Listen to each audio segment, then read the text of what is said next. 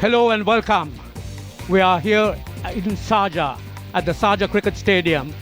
It's the third test match between Pakistan and Sri Lanka. So the teams, Sri Lanka, they've, as expected, made one change. Dilwan Pereira coming in for Nuwan Pradeep. Nuwan Pradeep, bit unfortunate because he bowled well and probably amongst the better bowlers. And to tell you about the Pakistan team is Waqar Younis. Good morning, Waqar. Good morning, Ranjit. Pakistan made three changes.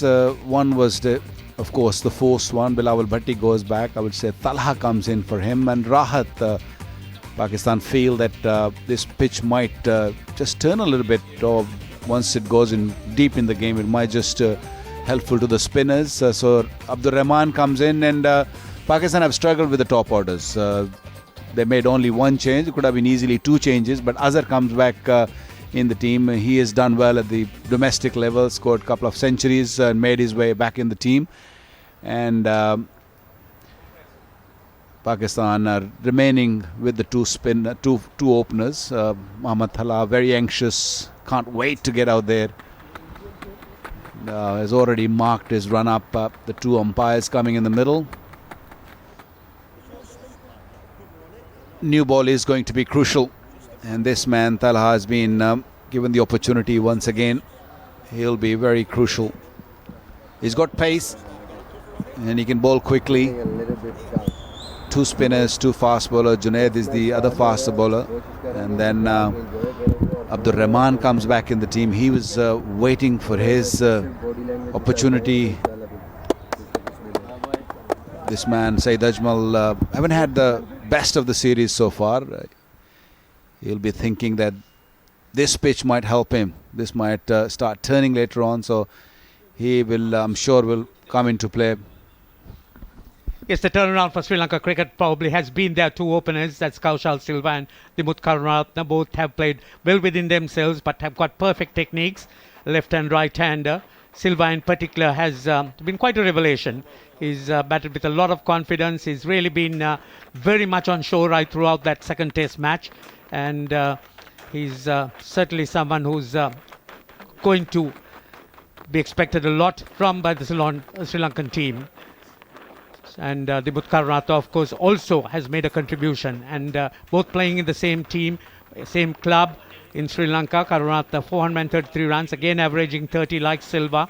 And both these players are again expected to bring that partnership at the top, which would lay the foundation for Sri Lanka. Got three slips and a gully and a short leg. Mid off, mid on. So very normal field in the start of the test match. The key will be that Junaid needs to make him play. It's not a bad start for both teams. Karunaratne wanted the ball to just be a little bit outside the off stump so he can let it go, feel the pace of the pitch, and it was not too far away from the off stump. I think that's what Pakistan need to do. Just keep bowling in that off stump or the fourth stump outside the off stump region. That's not a bad delivery. Yes, Waqar, these pitches here in Sharjah has that sort of shiny effect. Did you see that on this as well? Well, you couldn't see it this morning because in the past we have played so much one-day cricket.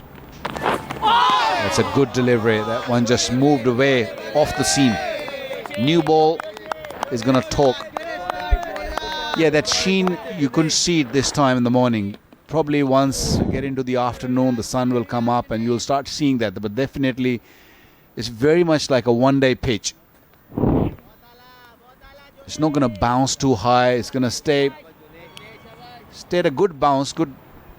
But as the game progresses, I have a feeling that it's going to start sort of dying. The bounce is going to start dying. The ball is going to get old.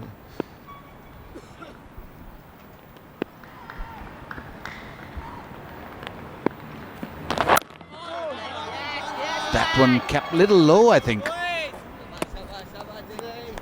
Well, those are anxious-looking signs. That one squatting and coming quickly on Dimuth Karunaratne.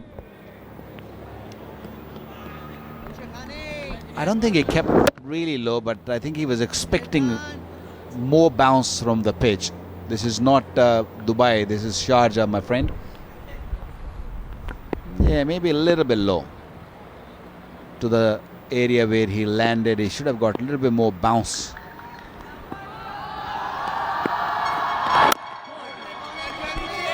Yes, I think you really have to get adjusted to the bounce because, say, in Dubai, you saw the ball sort of standing up and you're playing more around your chest or above waist height all the time.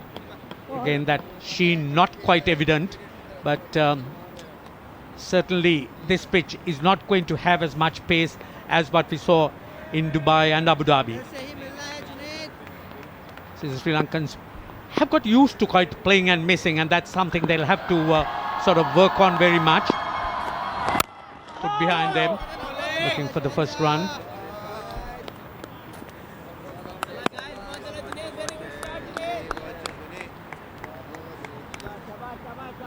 Well, both these batsmen pretty used to of these sort of pitches, I guess. Back home, very similar. Maybe a little bit more swing they'll find back in Sri Lanka with the heavy atmosphere, with the tropical weather. I feel that it swings a little bit more there.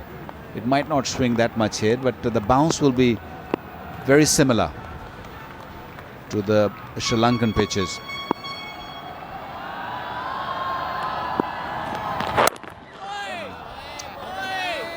Maiden over to begin with, none for none.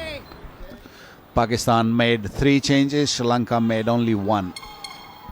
Sri Lanka won the toss and elected to bat first.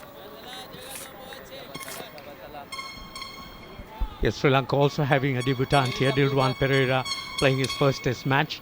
And of course, Mohammad Talha has in fact played for Pakistan a few years ago. So to him also this is new surroundings, or surroundings which he hasn't encountered in the last 2 or 3 years. Very similar conditions to when he played last. That was against Sri Lanka, of course. That was at Lahore. Pitch was very similar. Maybe a little bit more grass, a little bit more batting friendly, that pitch in Sharjah. This might help Talha this pitch. Might just start keeping low a little bit. We have already seen the evidence that is keeping a little low. So that might help him because he's a kind of a bowler who likes to get the ball reverse also, and he got extra zip, extra pace. So that also might help Pakistan and Talha's cause. What end is that? What do you call that end?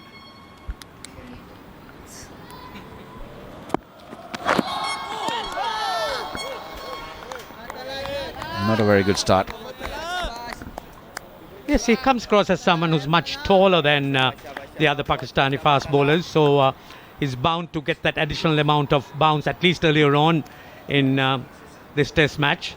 When the pitch is hard, the ball is hard. But these Sri Lankan openers have learned to, in fact, bide their time. They've sort of been quite prepared to put any delivery that beat the bat behind them.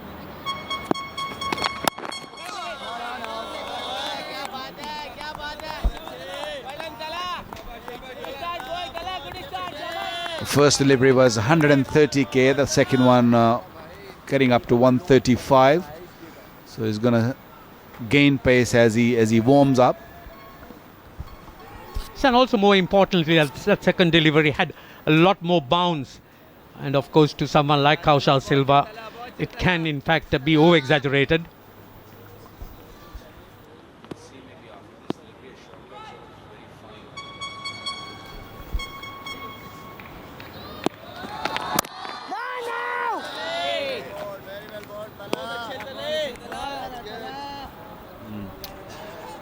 Little different field position for Kaushal Silva.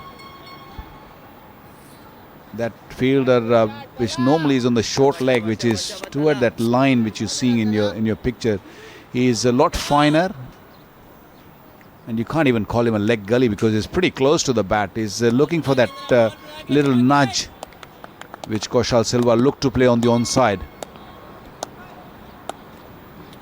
Not an easy position to field. 3 slips in. Over the top.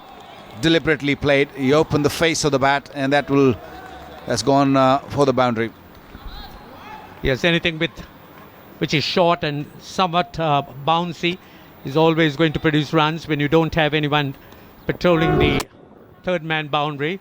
Kaushal Silva plays that well, and I think that's really a shot that the shorter players do develop. It might be a handy stroke on this surface because you need to just get under the ball, and I guess the slowness of the pitch can make you play that shot because you'll eye the ball a lot better, especially against a newish ball.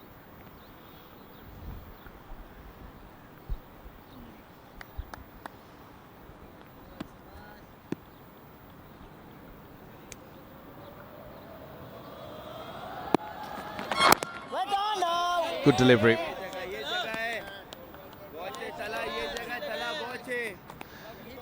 There must have been few nerves. Saw him out there a lot earlier than the rest of the team. Nervousness, I guess. He was marking his run up, making his comeback after a while. One can understand that.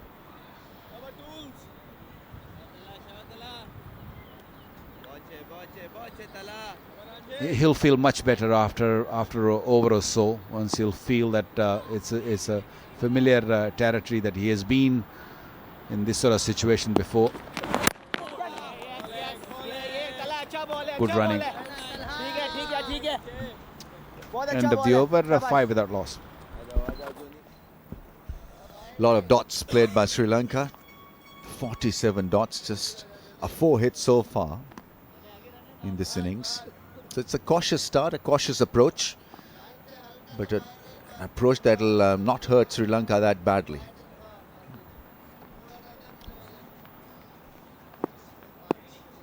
Looks a good batting strip. Bounce has been good. The sideways movement has been limited.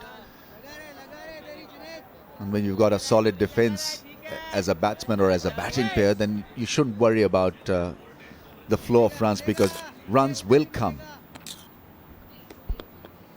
Yeah, it's all about taking time out and setting this game up, wearing Pakistan down throughout the series. They spent a lot of time bowling overs. And in this pitch, I think it's crucial. The first innings total, getting a decent one, 300, 350 plus, will be crucial to dictate terms too.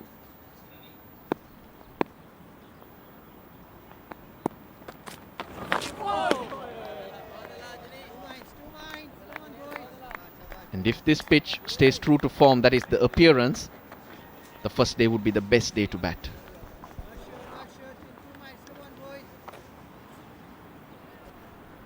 Sri Lanka strike points against Ajmal in Dubai. They've been happy sitting in the crease and playing him from the crease, and because they've played a lot of dots against him, that is the reason why they've been solid.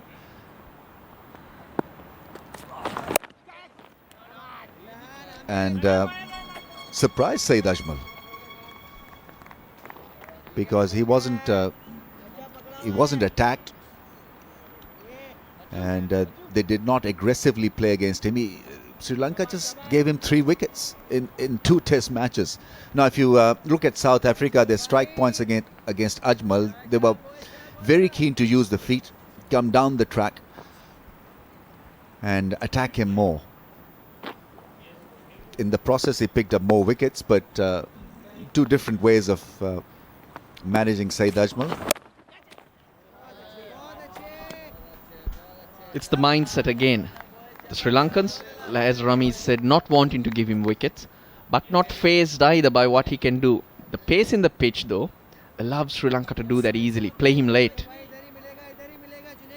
But using your feet does put pressure on the bowlers, but you can end up being anxious, use harder hands, wanting to meet the ball earlier than you should do.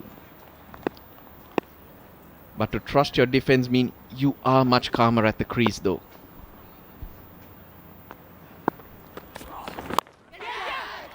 Catch it is the call. It's gone. I think it's gone all the way. Yeah, it's a 6. Possibly off a top edge, but Karunaratne has been trying to play that pull shot. Not with a lot of success. This time at top edge, getting the better of not only the fielder, but also obviously of the bowler. Nicely done. Yeah, bit of top edge, just swivels. But he knew straight away that he'd got enough. Not the biggest boundaries here in Sharjah. First 6 in the innings.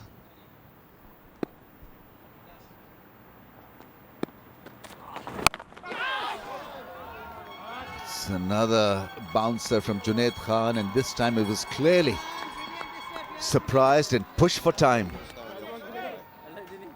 24 without a loss, Sri Lanka. The run rate is 2.18. Sri Lanka off to a cautious start, taking measured steps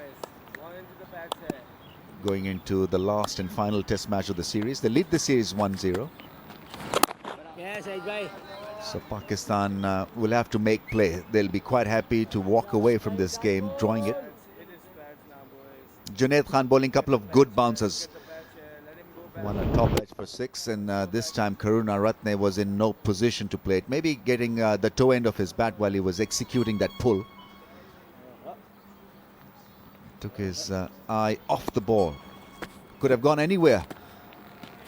Lucky escape for the left-hander. Outside edge will give Silva at least a single, if not 2. This is massive for Sri Lanka. Being 1-0 up, and if they can, possibly the worst result they can afford is a draw here. They walk away with a series win, which they have not achieved in a long time. Not many matches won since the retirement of Muttai Muralidharan either. So this would probably be the first series win away from home.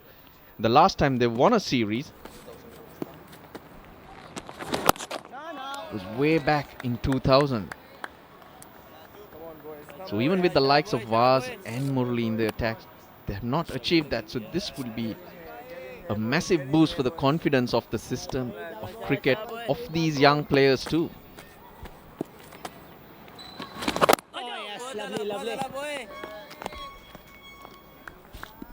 Still a long way to go. We're still in the first session.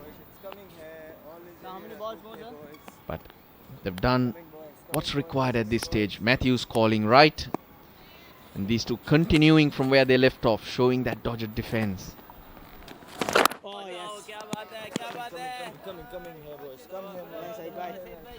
Ajmal would know that bowling dots really will not help Pakistan win this. He needs to be in wicket-taking form for Pakistan to make sure that they rough up Sri Lanka in this test match.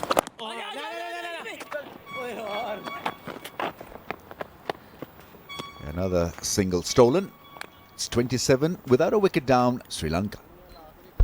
Sangha is all ready to make a move.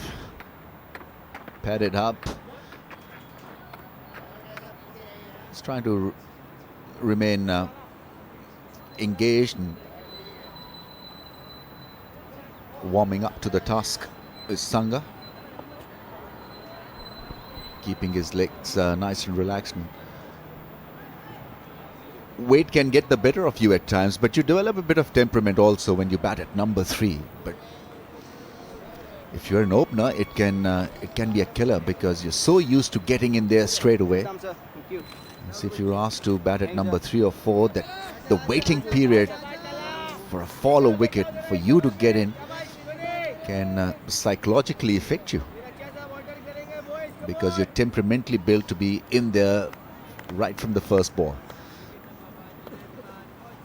Junaid Khan from around the wicket now. He's changing his angle.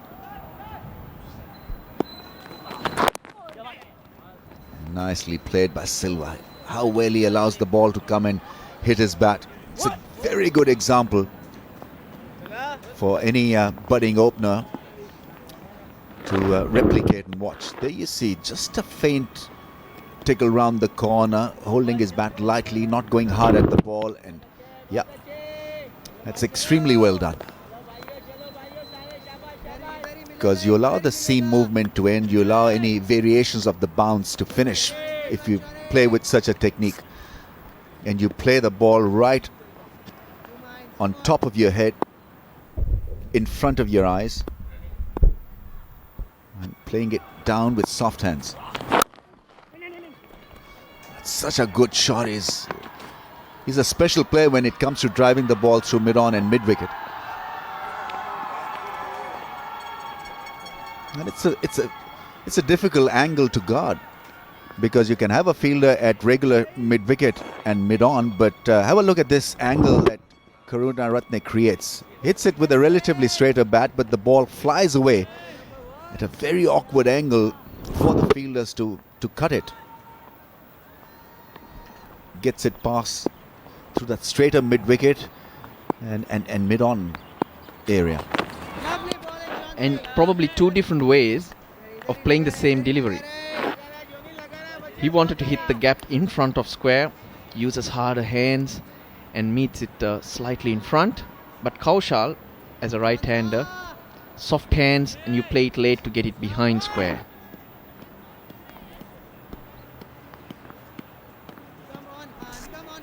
So contact points do make a big difference, and that's how good players relieve pressure and also play with the field. This is Karunaratne. Look at him punching it down to get the...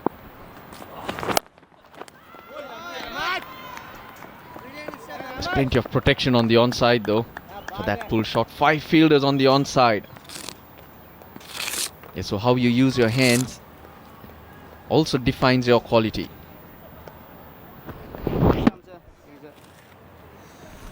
Quite keen to play that length, Karunaratne. Obviously,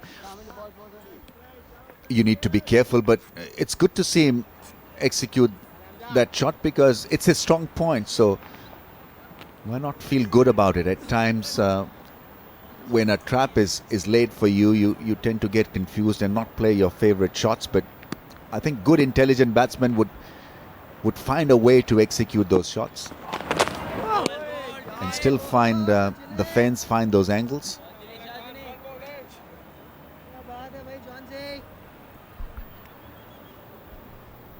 Could be spin from both ends. And we're still into the first hour. Just a slip and a gully. There's a deep square leg, a short mid-wicket. Tells you what is happening on this pitch to a certain extent. Pakistan quite happy to sit in because they wouldn't allow Sri Lanka another strong platform to get bossed. So if they're not finding wickets, they'll not also allow Sri Lanka an easy passage to score runs. 31 without a wicket down, and we'll have first drinks of the day after an hour's play. First hour belongs to Sri Lanka, winning the toss, electing to bat first. 13 overs gone, and both the openers are very comfortable and not the run rate they're looking at, but they'll take it. The first hour is always important. New ball, a few nerves here and there, but yeah, they've done well, the Sri Lankans. Pakistani bowlers, Junaid Khan bowled 7 overs, tried a bit of everything. I mean, it's not really happening off the surface. He's tried some short deliveries, went for 6 also, but Talha, I thought he bowled quickly, but still early days to make any comment on it. And with me is Chishti Mujahid. Good morning, sir. Good morning, Bakar. Good morning, everyone.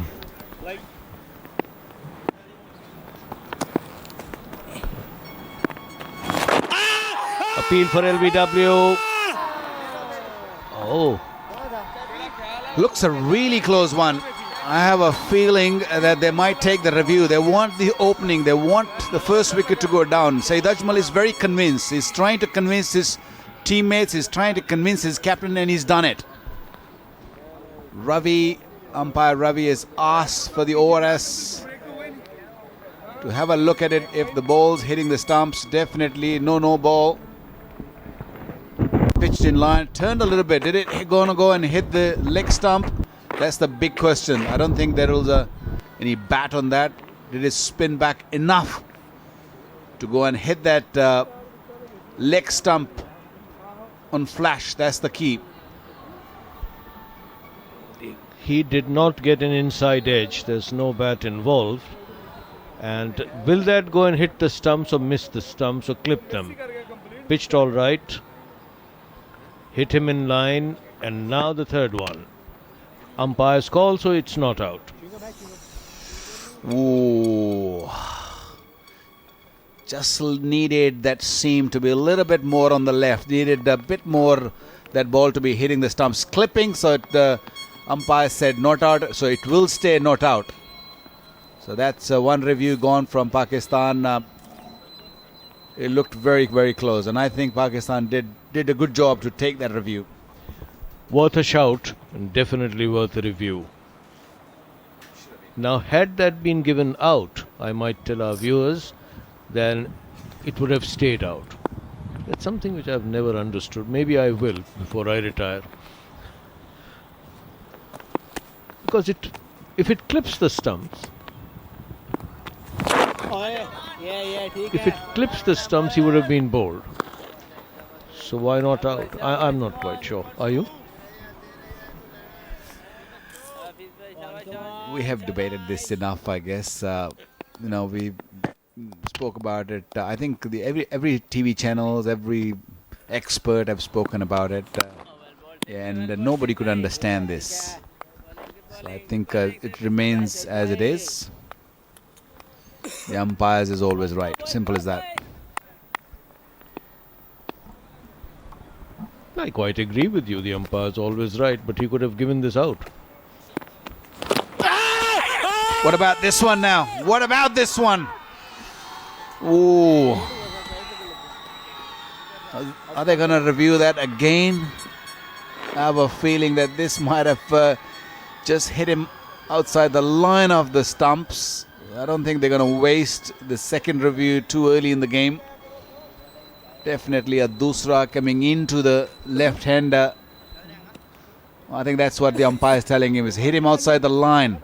Would have gone on to hit the off stump once again. It might be the one which is on field call once again. Might be the same.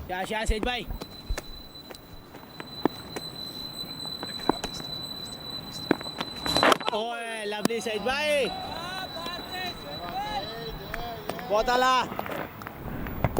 What was that? That's an inside edge, yes. That's an inside edge. But was it caught by the wicketkeeper? It was dropped by the wicketkeeper. He got all excited about the LBW appeal.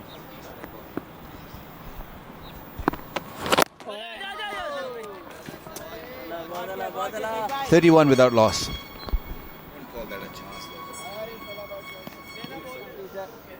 Last over was pretty happening.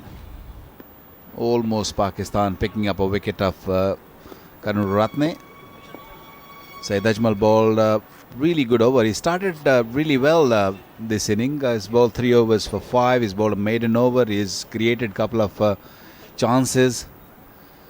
And that last LBW shout, fair enough, he had an inside edge on it. That one did carry to the wicketkeeper, and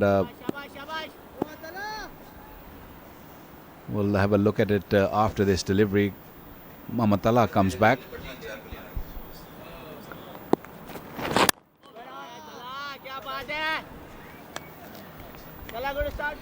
Yeah, there was a clear inside edge onto the pad, and then ball went straight to the wicketkeeper. And I guess this popped up also, but he was not really keen on that. He was not keen to catch that ball. I don't think he got it. I don't think he got that inside edge. That's why he was more concerned, more worried about the LBW rather than grabbing that ball. That one hit him in his armpit and sort of popped up. He had enough time to catch that.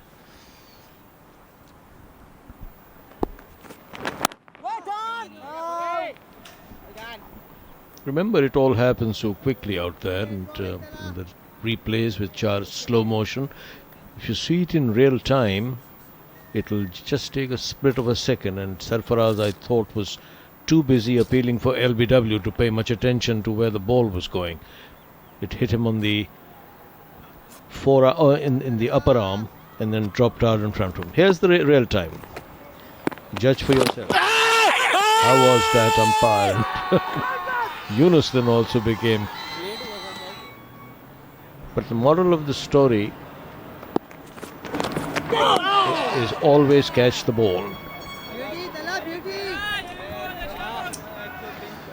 What about that last delivery? Talha comes back into the attack and already getting some pace behind it. Beautiful delivery. Good seam position, just enough to beat the bat. He's creating some chances. He's getting that extra bounce off the surface, which is dead for me. What did the pitch report say this morning?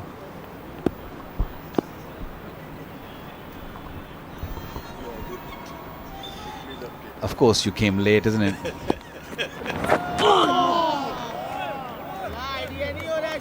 Very similar to what is happening out there. Slow, low, and not good for the fast bowlers. And will it spin sometimes today? I don't think so. I think it'll spin, but I think it'll spin a little later. Maybe tomorrow or day after. Once this pitch a bit more wear and tear. I have a feeling that there are cracks on the pitch.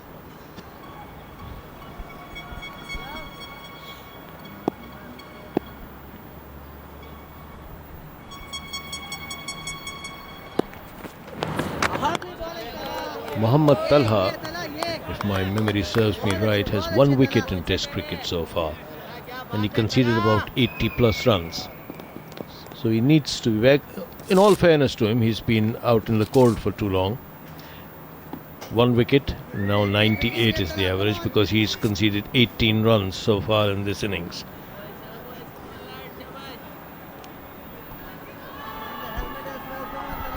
"10 runs, I beg your pardon. 5th over, and he's conceded 10 runs. Bowling at an average speed of 139 kilometers per hour. Another gem. Did he get the edge? They're all appealing for it, and he's given him. Bit late, but given him. And the wicketkeeper was not sure that that one took the edge. Very late appeal. But the umpire decided that Kaushal Silva is going to go. Very faint edge, but the wicket comes for Talha here. Persistence and perseverance always pays, and if you notice that appeal, it was persisted with. There's the edge. The wicketkeeper holds it. He says something. How's that? Yes, he's saying it. Talha turns round and appeals, and then the fielders joined in, including the fielders in front of the stumps. Talha gets another wicket. That's his first wicket of this game. Kaushal Silva, gone for 17, is 31 for 1. Kumar Sangakkara walks onto the field. Pakistan picking up wicket of Kaushal Silva. 120 games. That's a serious average. Highest score of 287 against South Africa.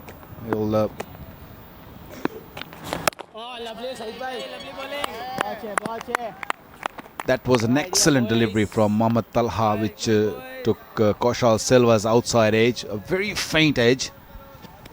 They were appealing, they were pleading basically. Just a faint edge, you can hear it.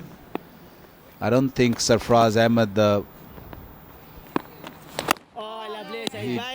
he heard the edge. He just saw the ball just deviating and missing the edge. But look at the delivery, just enough to get the edge. Sarfaraz may have thought that that was an absolutely straightforward catch. Azhar is the one who was pleading. And then the others joined in later.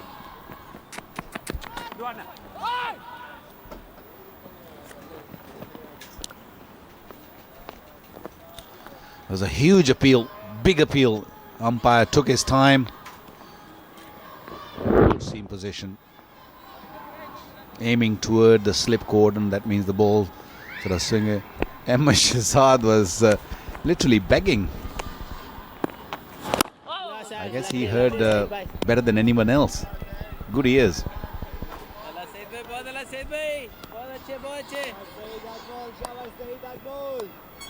Just imagine if that wouldn't have been given out, would have been going and seeing the referee, I guess. And if he wasn't given out, I don't think Misbah would have gone for the review after having suffered the first one. Richard Kettleborough, that's the umpire. He's the best in the world. 33 for 1. It's been slow going for Sri Lanka, but I think they'll take it. They only lost 1 wicket. Kaushal Silva just been caught behind by Mohammad Talha. 33 for 1. Tanha will continue.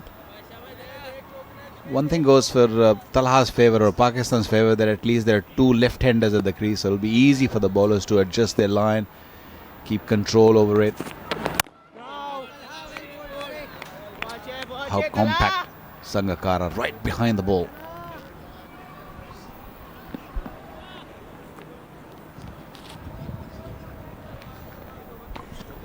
That's amazing what experience can do. Watch that. It's so close to the body.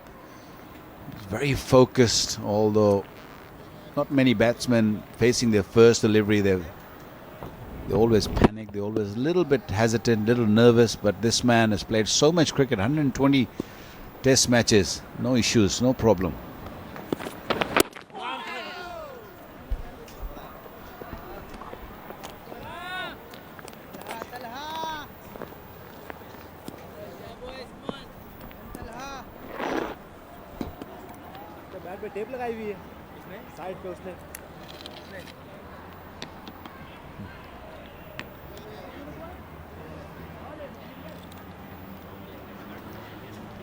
The first wicket fell when the score was 31. And for those of you who are interested in these sort of things, this is the lowest opening partnership by the Sri Lankans on this series.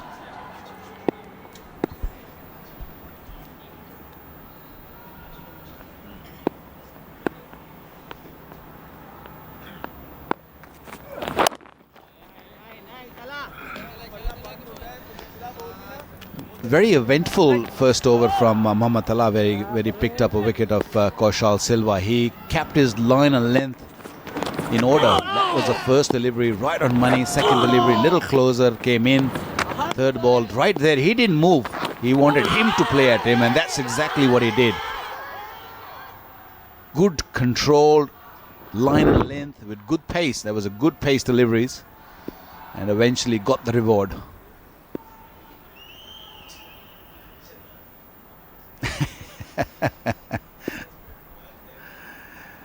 Ahmed Shahzad was so sure that he nicked it. Got a sore throat in the bargain as well. He was bending down, pleading. Umpire Kettleborough in the end thought and thought before signalling him pavilion words. I think he gave Kaushal Silva time to walk. You know, the smarter umpires, what they do is they just wait before they make decision. They know what has happened. That's why he's number 1. He waited and he gave the batsman the opportunity to just go. But he thought, no, I'm gonna see that finger.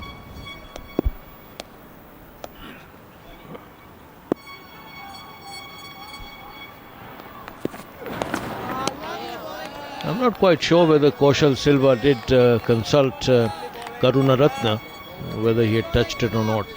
But I pity the partners usually. There it is. Aye, that's it. slightly late reaction from Sarfaraz, and then in the end, umpire kept was saying, "All right, enough is enough. On your way." And did Kaushal ask his partner? Probably he did, and the partner becomes in a very difficult situation at this time. If he had said no, go, and it was not a touch, or in the LBW as well.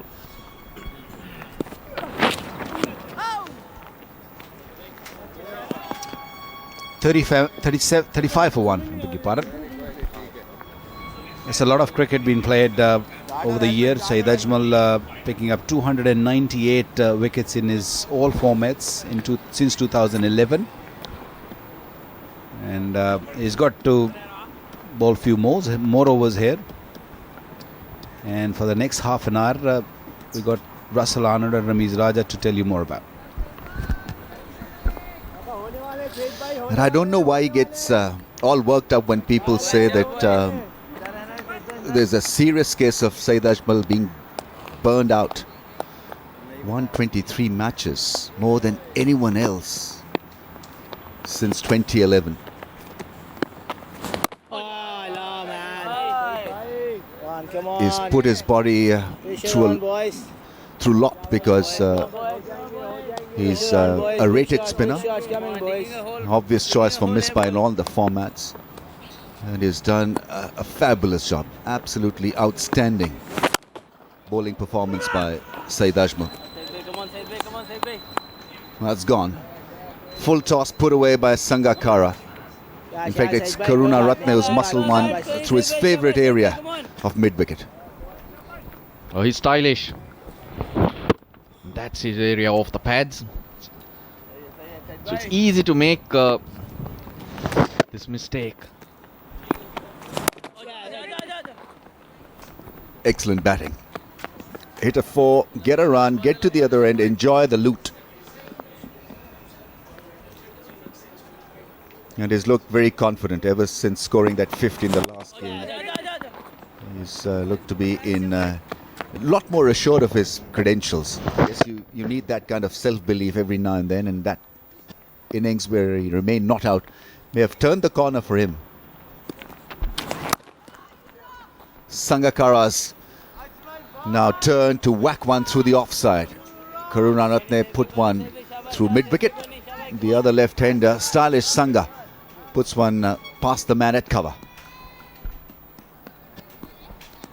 Yeah, this pitch is slow. This is what the Sri Lankans have done well throughout the series. Play him late, try and get on that back foot at every given opportunity. And he's looking determined, Sangakkara, and he would.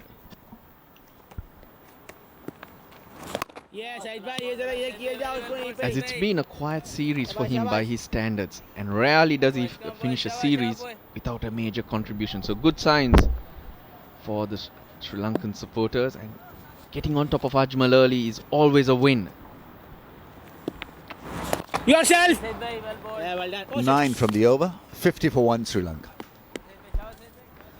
Sri Lanka quietly crawling their way back into position. 50 for 1 now.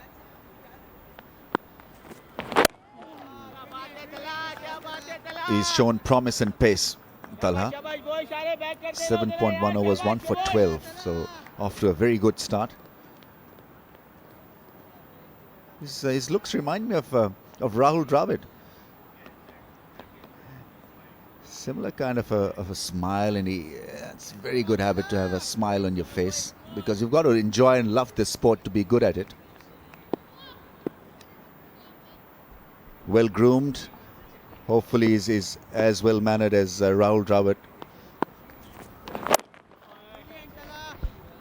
Well, it's been a long wait for him too. Made his debut way back in 2009, and that game was disrupted. That was the game in Lahore, which, or the incidents outside the game is what everybody wants to forget. Made his debut in that game, picked up a wicket of Muralidharan. And today, he's been impressive. He's bowled fast and straight. Yes, bowlers, when they're taken out of international circuit, can lose their mojo. And the pace can decline. Well, generating pace off the face of the blade is Sangakkara. Has played a lovely, classy square drive. In fact, it's Karunaratne once again. They're very similar. If Karunaratne is reminding everyone of Sangakkara, well, then obviously you rate him as a stylist, because Sangakkara is surely not only classy but a very stylish left-hander. Was beautifully done, square driving it to point. Yeah, we were talking of Tala bowling fast and straight, and on that occasion, it was his pace that cost him for the ball slicing off the bat.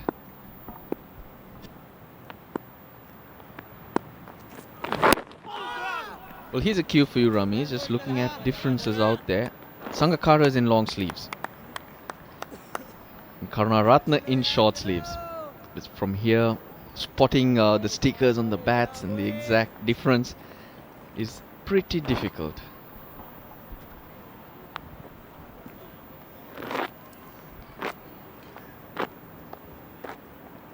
Yeah, but you'd still be able to locate a Sangakkara. He's been out there for what, 15 years? Over 120 test matches and almost 11,000 runs. But it's paying compliment to Karunaratne if he's been mistaken for a Sanga. Still very young at this level, Karunaratne, into the 30s, 2 boundaries and a 6. Such a luxury, such a good feeling if you've got your opener in good form, because that's almost half the job done, because it's such a vital position, and if you've got someone who can bat well and is in form, that means less pressure on your batting lineup.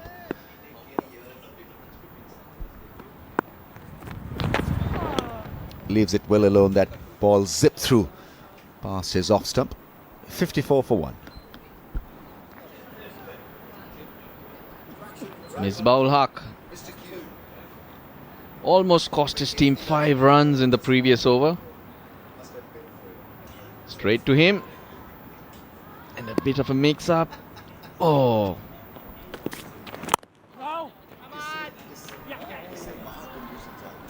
but more clumsiness in the field from Pakistan, because every run is going to count.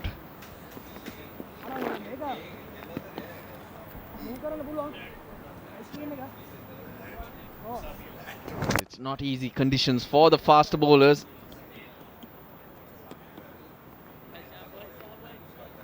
They need all the help they can get. Now, yes, it's 2 left-handers on strike, but yet different styles too. Different strengths. The bowler has to make those little adjustments.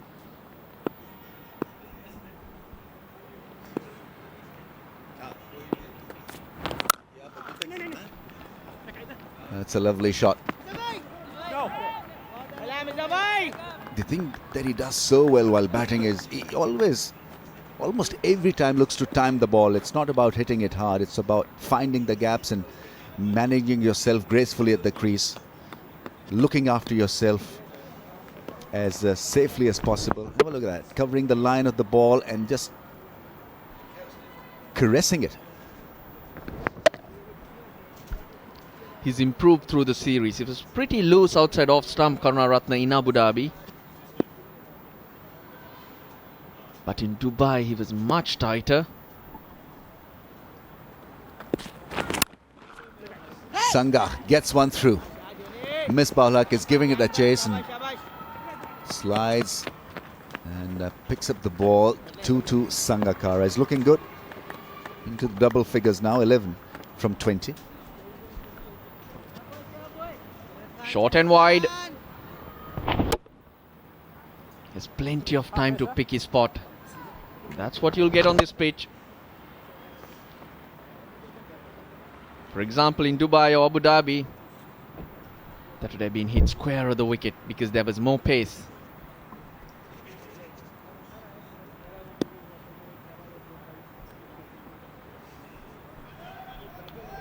We're talking about it being slow, but yes, it's much rougher, much drier.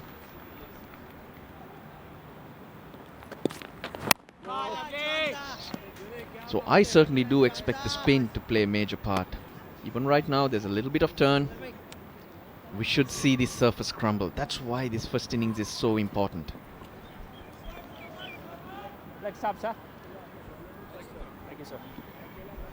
Junaid Khan's follow through should make a nice little rough for Saeed Ajmal and also for Abdur Rahman.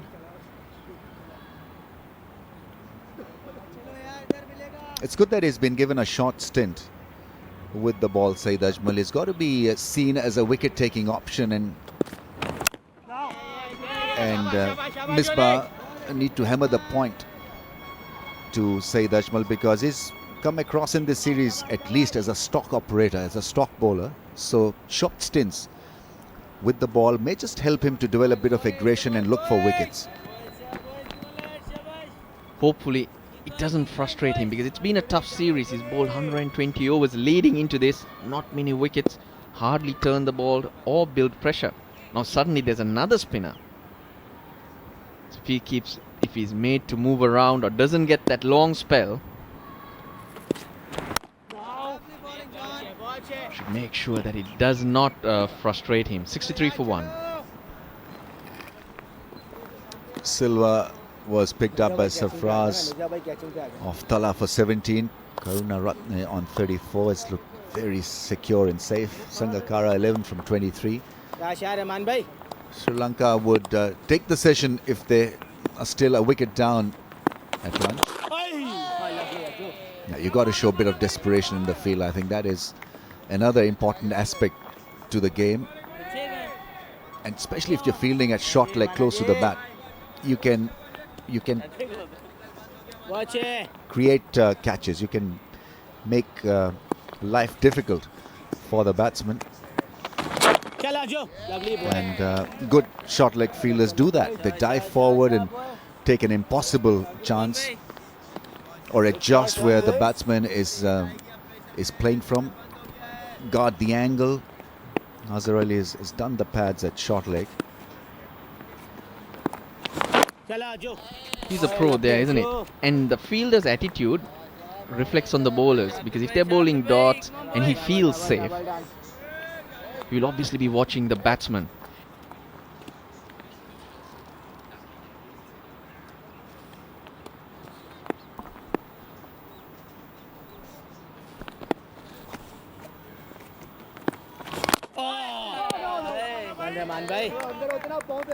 It's not a bad start from Abdur Rahman, because what he's trying to do is to get himself warmed up to the task, get himself going. It's all about discipline at this stage, and trying to establish a platform from where he can attack Sri Lanka. He's going a little flat. That ball bounced more on this occasion.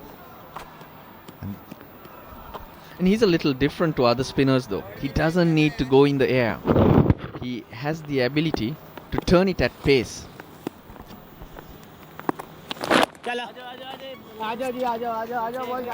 Two fielders next to each other at mid-wicket. That's defended by Misbah, that shot from the left-hander. Karuna Ratne, 63 for 1.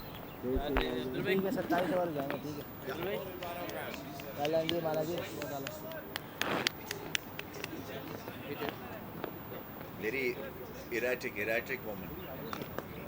No, I mean erratic at all.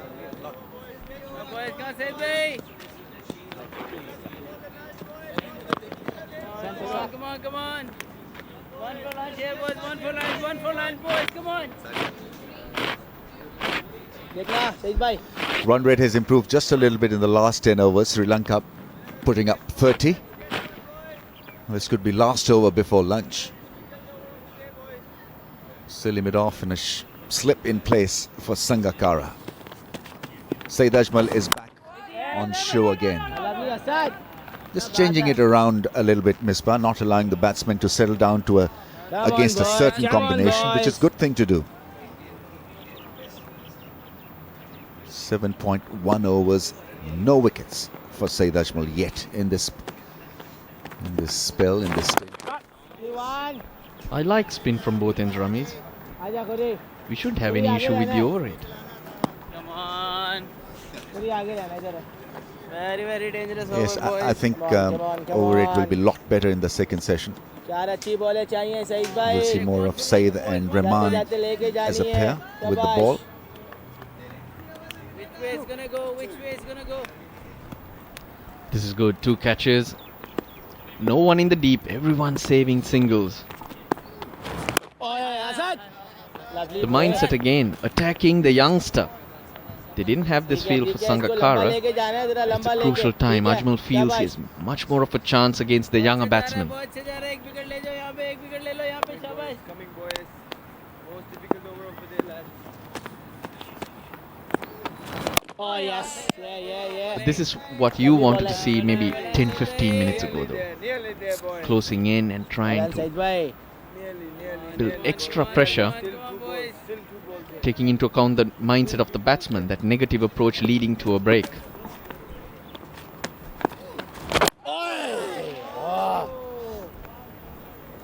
He should have a good test match, Saeed Ajmal, because he's looking pretty decent and a little different, thankfully, from Dubai and Abu Dhabi. The ball will grip and spin, and that one bounced just a wee bit extra on Karuna Ratne on the track, and he blocks. And so Side by. over completed.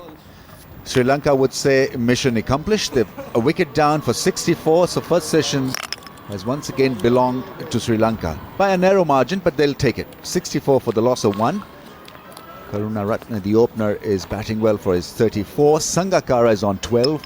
Partnership of 33 between the two left-handers.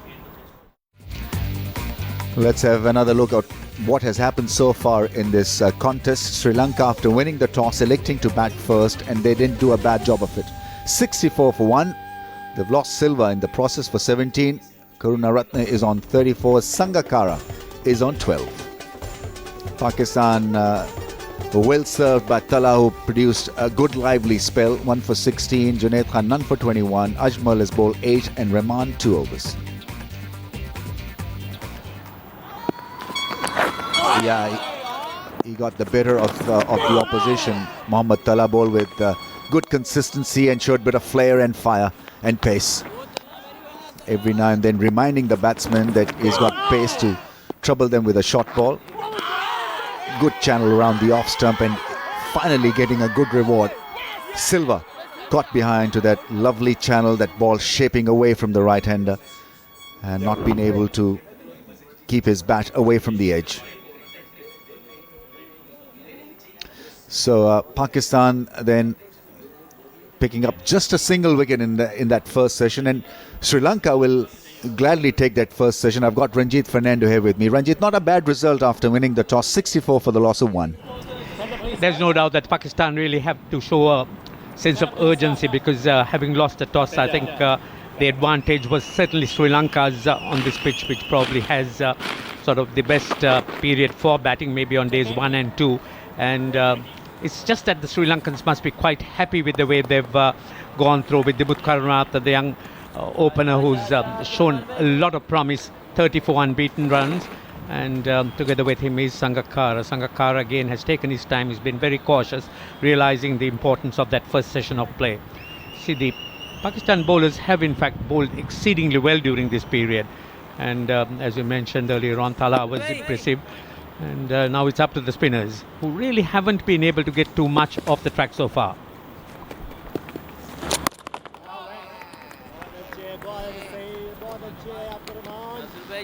Because they're not getting a lot of help from this strip, I think it's important, imperative that they keep it nice and tight and find the right length and the direction to still be engaged in the contest. What Rahman does well, he attacks the stumps like Saeed Ajmal, both very similar in their styles. And you've got to do that in the UAE, in subcontinent, because the margin of error is so minimal. You just cannot afford to be erratic, even for a couple of overs. The pressure is on you because of the state of pitches that you're allowed to operate on.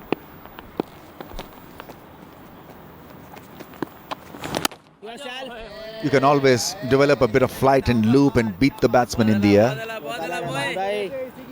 if you're not getting a lot of help from the pitch, the next best option. In fact, every time a better option is to beat the batsman in the air.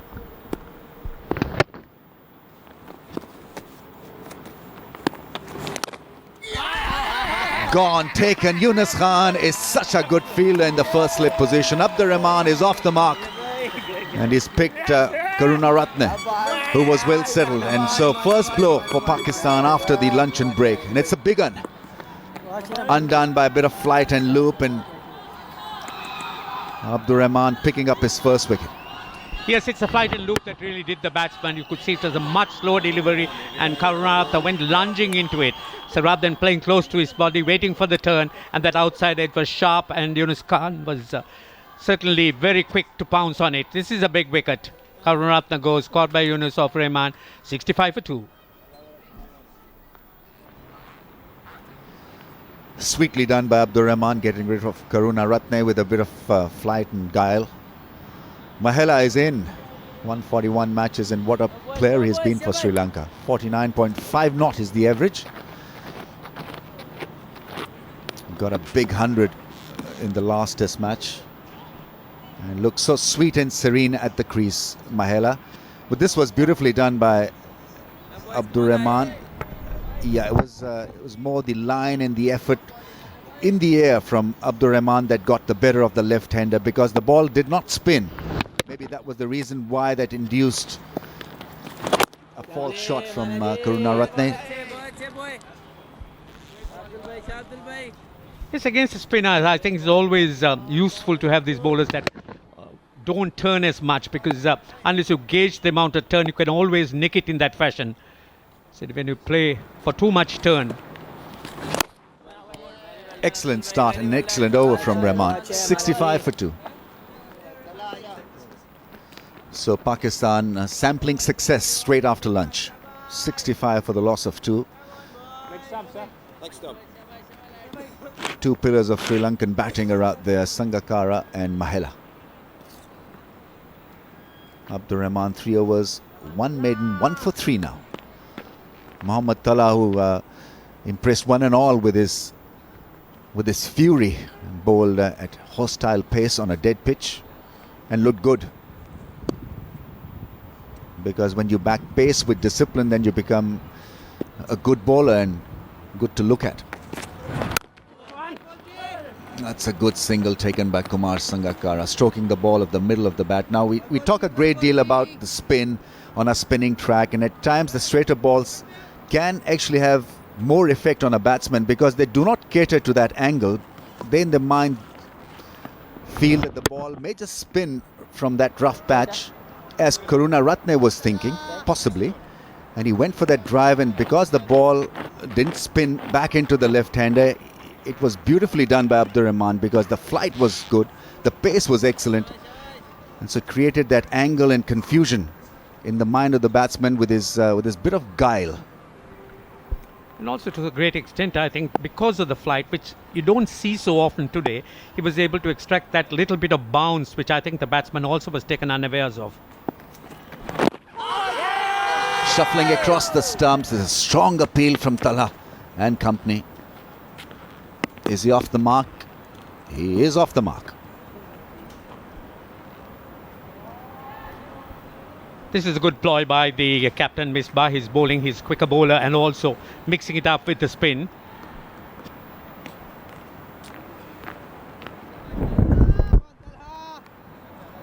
That was down deck side. Rather optimistic appeal.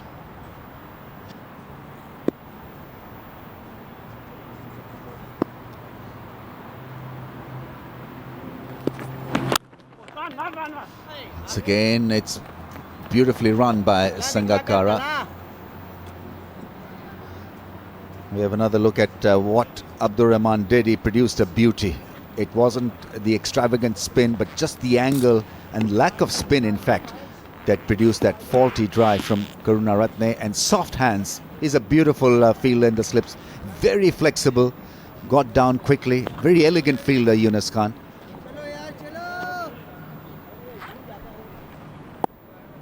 Well, he's the type of cricketer, Yunus Khan, who's chirpy all the time, active. That smile of his, in fact, creates the enthusiasm in the team. That was his 97th catch. Yunus Khan has got the highest number of catches for a Pakistani fielder. Brilliant record. Normally you look at bowling or batting figures of certain individuals and what they contribute in the field at times doesn't get noticed. And that's a massive contribution by Yunus Khan, mostly in the slips cordon. In fact, a good slip cordon is making of a good bowling attack, because it works both ways, vice versa. Good bowlers need good slippers, and good slippers need to be busy in the slip cordon. So there you are. He's sort of been someone who's all the time been enthusiastic, active, very sharp, as you would see. That went very quickly to him, and low, sort of kept on falling. And see how closely he took it to the ground. And because he's a regular, I think he knew at what position to stand from where he could catch the ball.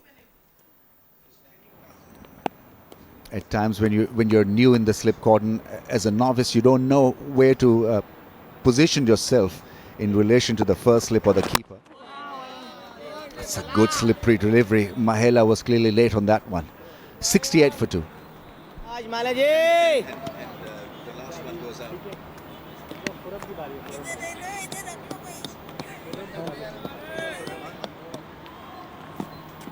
Sri Lanka 68 for 2. Talking about Test Match Championship. Where should it be held? On neutral grounds or at home? That's one for the authorities to answer. Maybe one test at home, one away, that kind of a scenario. Now Abdur Rahman is developing a good scenario for himself, and he's not spinning the ball a mile, but yet he's causing a problem or two every now and then with his variation, with his flatter trajectory. Every now and then he flights the ball as well, inducing a drive and keeping Misbah-ul Haq and company interested in a wicket. We saw Karunaratne fall prey to a ball that was pitched outside the off stump, looking to drive a ball that didn't spin back into him. Now, Sangakkara, on the other hand, was quite aware as to what Abdur Rahman was trying to achieve. He patted it away like a diligent, experienced campaigner would.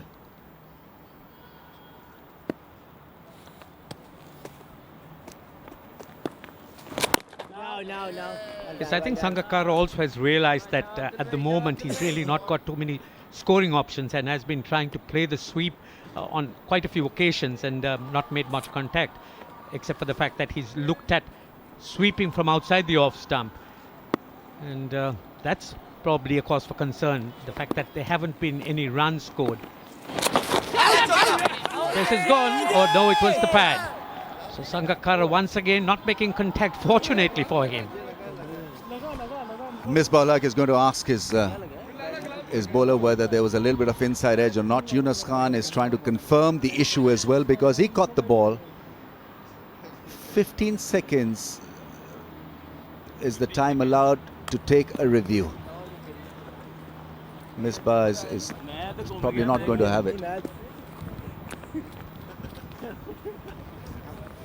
You wonder why every now and then Sangakkara plays that sweep shot, or is attempted that sweep shot. That is because of the two fielders on the onside, the two mid-wickets. That is causing Sangakkara to change his game plan, because he's not getting any... Oh, that is glove. I think that is definitely glove. It popped up in the air. Yunus Khan took the catch. Pakistan didn't review it. Keep going, lads, keep going. Quite amazing. How did they misread this one? Yeah, hit him on the glove for sure. Hit him on the wrist. Yeah. He was clearly out. Pakistan not appealing, not given by the umpire. Wow, now that is a turning point or what? 68 for 2. Now obviously Misbah didn't get any signal from the dressing room because they had the monitor, but Misbah was more keen to ask Yunus Khan and Abdur Rahman as to what happened when that ball ballooned up in the air. Taking his hand off the handle is Mahela, obviously still feeling the pinch of that injury that he suffered in the second test match. Have a look at this one. The ball hitting the glove for sure, ballooning up in the air. Not given by the umpire. Pakistan did not claim a review. That was clearly out. The ball was taken in the slip by Yunus Khan. And Pakistan, I don't know whether they got any signal from the dressing room or not, because the entire action replay was being played on the screen, on the monitor that is put in the dressing room. And just a little quizzical. I am a little quizzical as to why no signal was given to Misbah. That's a lovely drive. Misbah-ul-Haq is herring after it. And Sangakkara will pick up 2. Yes, if you look at Pakistan, I mean, they were hard done by it, but I think it is always a difficult decision for the captain to go in for that second review when the first one has been turned down, and he's sort of exhausted, already exhausted one so early in the match. And unless you're absolutely sure, and these catches off the glove are never easy to determine when you're out there in the field.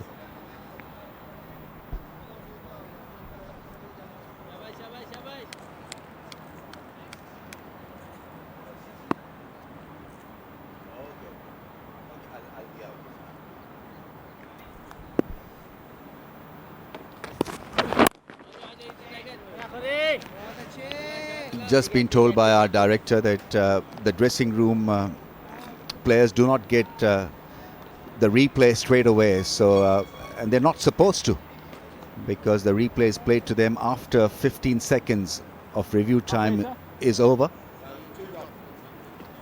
and maybe that is the reason why Misbah didn't get any signal, didn't get any help from the dressing room players. And again, that's probably a point for debate, because you want a 100% correct decision-making system, and if that is available even to the dressing room, why not allow them to make it? This might be tight.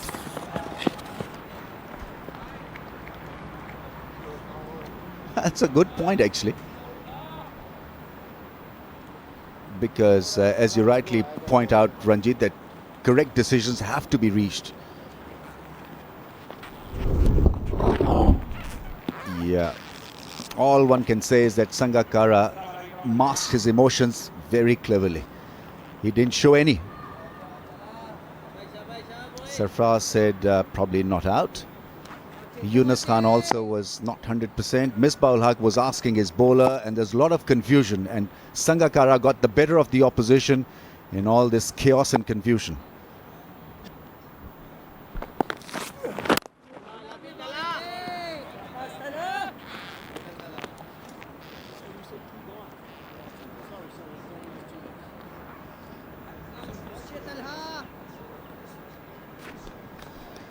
Mahela will be keen to repeat a grand performance. And what a knock he played. Split his webbing, yet he contributed 100. I don't know how he'd be feeling at this stage, because in that last game he didn't let anyone know about his injury or how difficult it was for him. Obviously it wasn't very difficult, he got 100. But he brilliantly put it out of his system, that blow in his hand, and just watched the ball. And in fact, he did mention that even though he was limited in his excess, it made him a lot more secure as a batsman, because he wasn't trying the risky shots, the inside-out drives against the spinner, for example, looking for those big hits for sixes against Ajmal. So he was restrained because of the injury, and it helped him develop that marathon. He looks so composed now. I think that 100 certainly has brought about his confidence, and very still at the point he plays. That's really his strength. He's got everything in position, and see, a no ball now from Tala. And again, Jayawardene is showing that he's very much back into a role, and again, he's the type of batsman that Pakistan would want to dismiss early.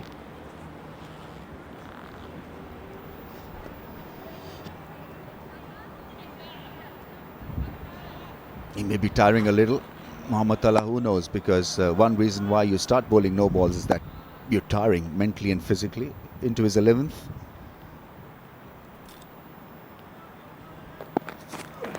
Oh, very close to that inside edge. Good delivery. Mahela cramped and living dangerously. 74 for 2. It's been a hard session for the Sri Lankans. The run rate has dropped. Pakistan have picked up a wicket and look to be in good flow. We'll have change of voices. Russell Arnold and Bakar Yunus to take up the commentary. Thank you, Ramesh. 77 for 2, Sri Lanka.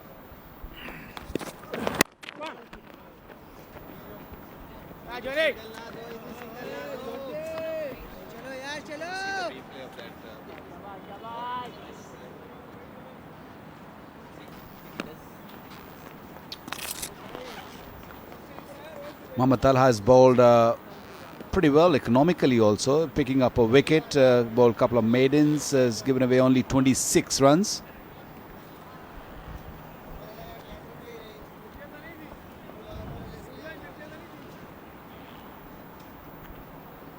He's been impressive. Looks a strong boy. And he's been quick. Much quicker than the others. The Sri Lankan batsman certainly rushed to play him.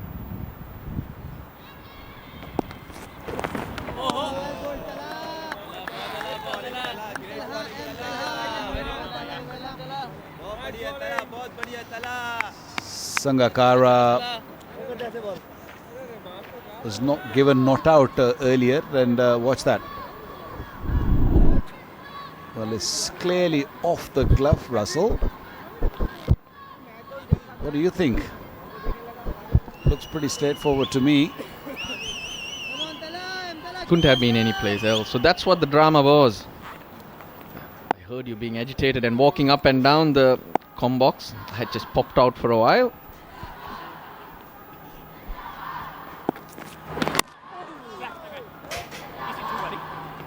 What do you think? What will be his answer if you go and ask him at the end of the day? Will you ask him what happened there? You know him well. You played with him. If you ask him, what was that all about? Okay, if I ask him, but one thing's for sure, I'm not going to ask him. But I think Rahman did ask him between overs. The first time he went across, he seems to be saying no.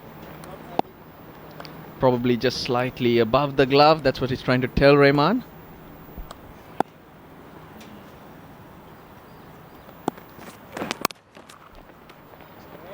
Nicely played. He's used the pace, Jayawardene. And even the other day when he made that 100, he said he was comfortable playing 2 shots. That was the square cut and the pull shot, because you use the bottom hand. His injury is in the top hand. And though it's been a few days, he would still be struggling with it.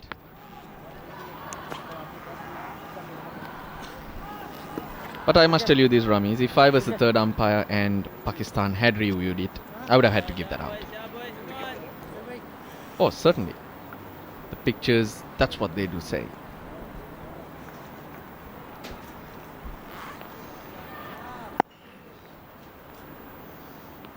Well, Pakistan, I have a feeling they didn't review it because they were a little scared, because earlier they've lost the review. They only had one. It's still a long way to go in this innings, so they don't want to sort of lose another one. That's why I think they were hesitant. There was no doubt that Sangha gloved it. It was a straightforward dismissal if that would have been given. Nowhere near the pad or anything else. It was straightforward. off the glove. You cannot blame the wicketkeeper. See him, he's still looking around where the ball is. It's going to be hard for him to judge. The only best judger is probably non-striker, the umpire, and I guess the bowler himself. Or yeah, that's that conversation.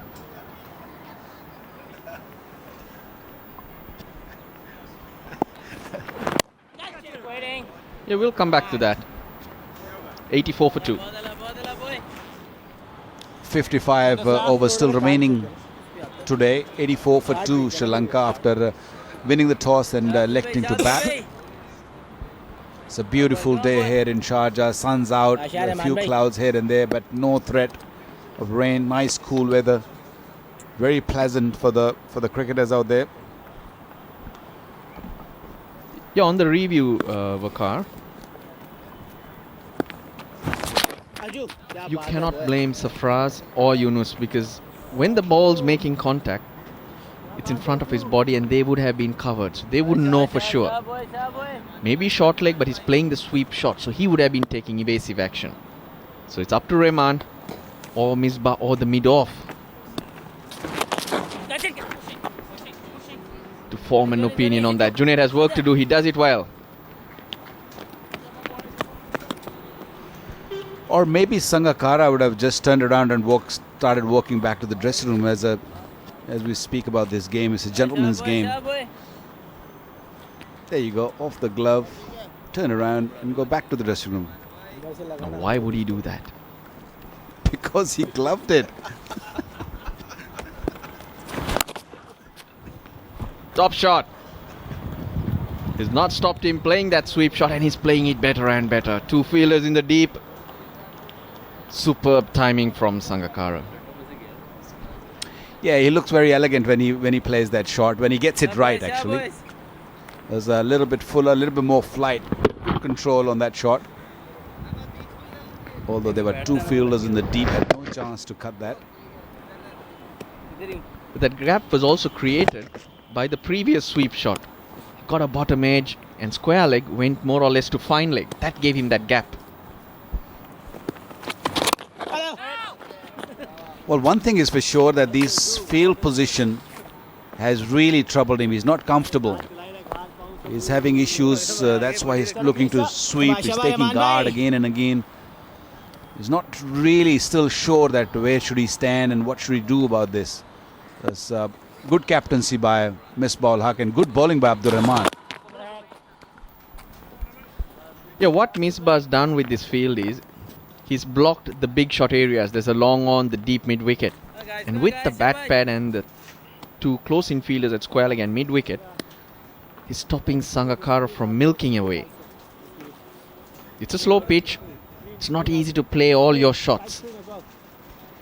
Now Rahman is turning a few, not every ball, and getting some extra bounce. So that makes it uncomfortable to keep defending all the time. You have to look for options to put pressure on the bowler. So at this stage, it's just the sweep shot.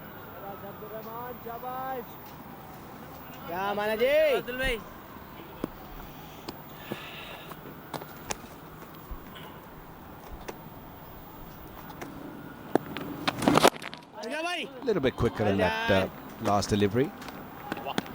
90 for 2. I thought he bowled really well. He's bowled with control, especially to Sangakkara. He's troubled him.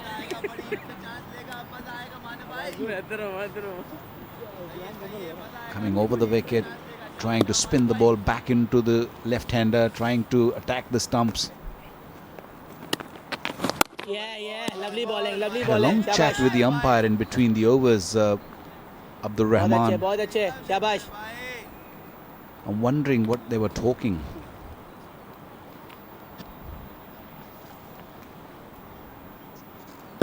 Where do you live in India?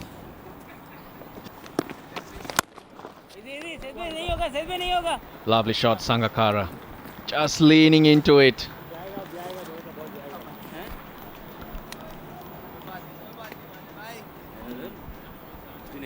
Yeah, he was waiting for it. Sangakkara was waiting for Abdur Rahman to pitch it up a little bit more fuller so I can drive you. He saw the batsman getting out the left-hander earlier. Karunaratne getting out, very similar fashion. This was he played it with a lot of control. He spent a bit of time. You can afford to play this short now. Yeah, now Pakistan need to be strong. Shabash, shabash, shabash, They should shabash. not let the events of a Shabash, few shabash, overs shabash. let them worry them, because it's a big wicket, it's a big miss. But what's important is what you can do next. He's hurt his wrist, that's what he's trying to say. Shabash, shabash. I think he's asking if that part of the wrist is also a glove, or is it out if it hits the wrist position, wrist part? Yes. Or is it just that there's a little bit of swelling and he's just asking for his opinion?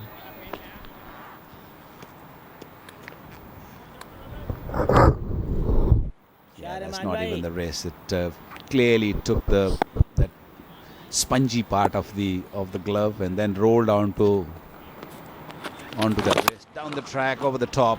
How beautifully he looks when he hits that.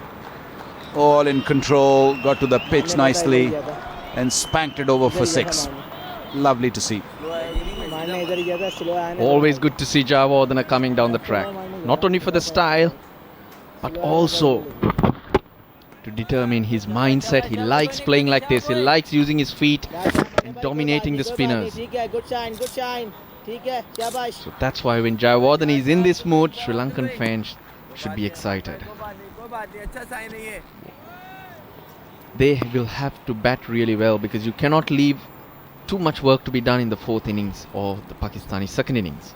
It's going to come down to the batting to set it up.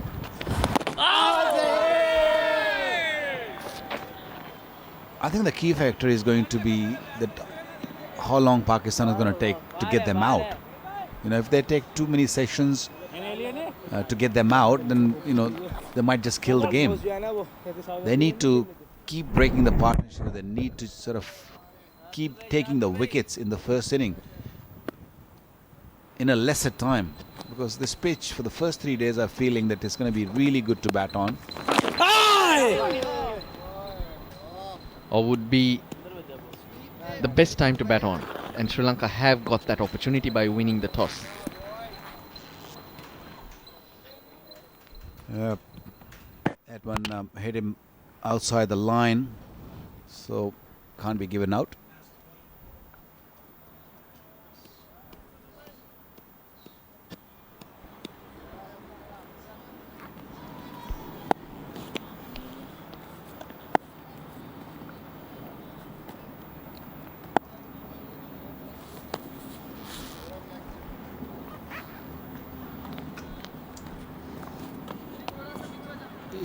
He's moved the silly point to a leg gully, Misbah-ul Haq.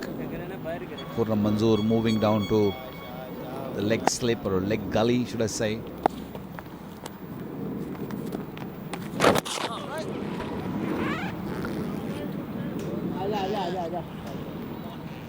Sri Lanka 103 for 2 after 42 overs. Kumar Sangakkara still out there at the crease at 35. Mahela and 14. And that also is drinks. So this could be a turning point, a crucial partnership. Sangakkara and Mahela both can bat and bat for longer periods of time, and Pakistan need to uncouple the two as swiftly as possible. 2 wickets have gone down, that of Silva and Karunaratne. Silva was the first one to feel the pace and the pinch. Tala was fast and furious, hostile at times, and bowler Gochal to pick at Silva, caught behind.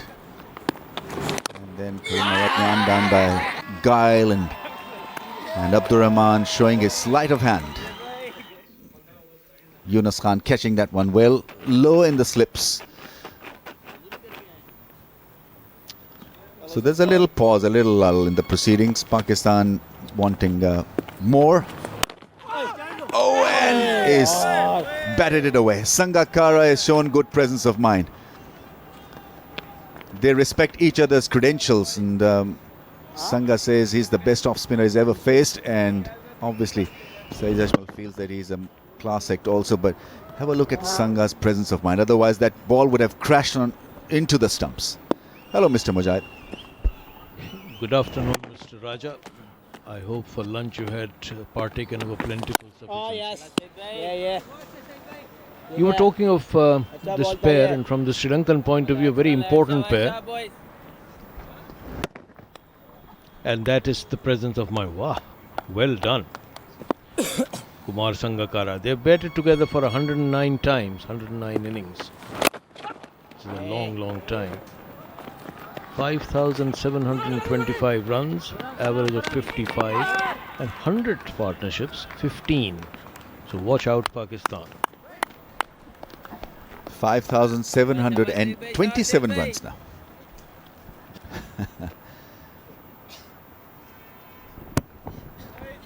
Almost played on. Kumar Sangakkara reverse flicking it.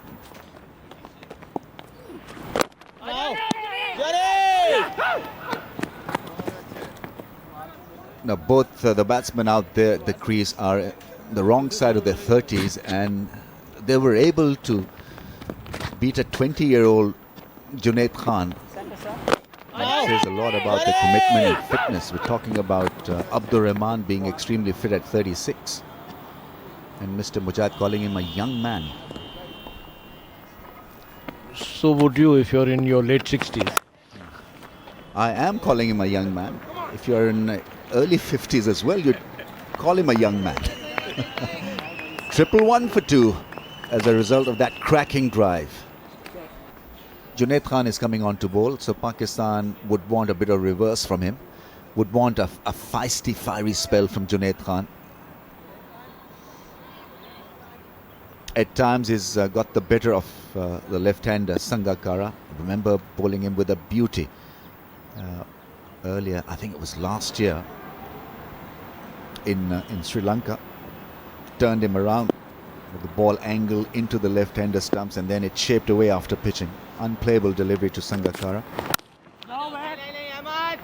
That's the line and length to bowl to Sangakkara. Engage him into driving through the offside. It's all about catching him unawares. It's all about letting him know that it's going to be an easy field for Sangakkara, an easy field day for Sangakkara, so that he can play freely, casually, and get out. If you notice the field, they have one on the drive, straightish, shortish mid-off, and then the rest are orthodox.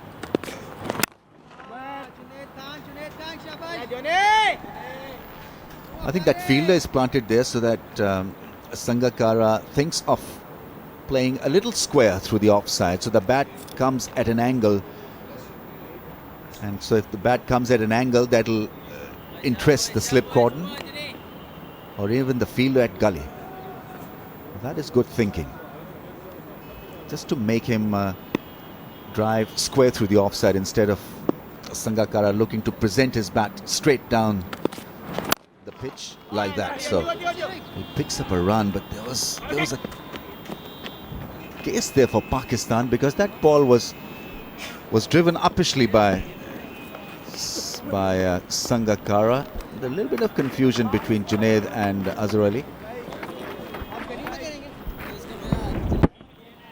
It's driven. Azhar Ali is there, and he gets his left hand to it. And Azhar Ali, by the way, playing his first test match of this series. He's one of the 3 changes which Pakistan have made. Azhar Ali coming in for Hafiz, and Abdur Rahman coming in for Rahat Ali, and Muhammad Talha for Bilawal Bhatti, the injured Bilawal Bhatti. Azhar Ali, a very exciting batsman, a bit out of form these days, but hopes to get back into it. Very fine fielder and a not too bad leg spin bowler.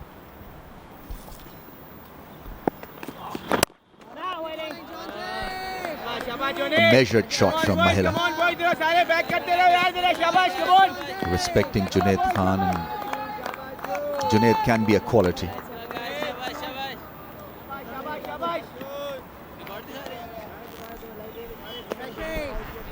Bright sunshine at the moment in Sharjah. The entire ground basking in it. But the sun has played hide and seek all morning, and now continues to do so in the afternoon.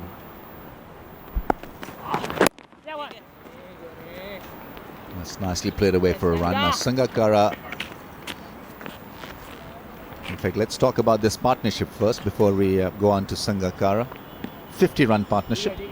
Sangakkara on 43, Mahela on 18. Mahela has looked more secure of the two. Sangakkara has had a few ups and lows. This was clearly a low that was not picked by Pakistan. That ball hit him on the glove.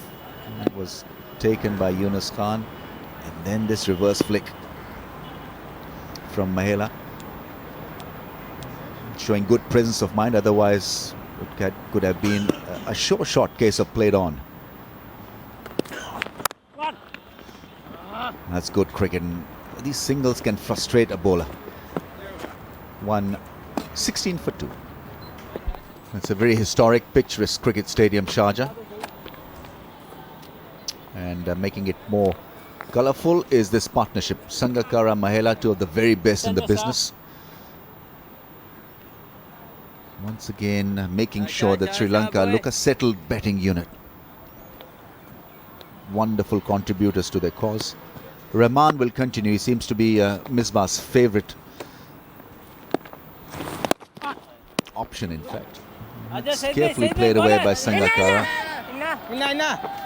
Even though there was a vast area from where he could have driven freely, but he was quite aware of the fact that one may just tweak a little bit more and castle him. So that's the reason why he played a careful, calculating shot. This is good cricket from Sangakkara.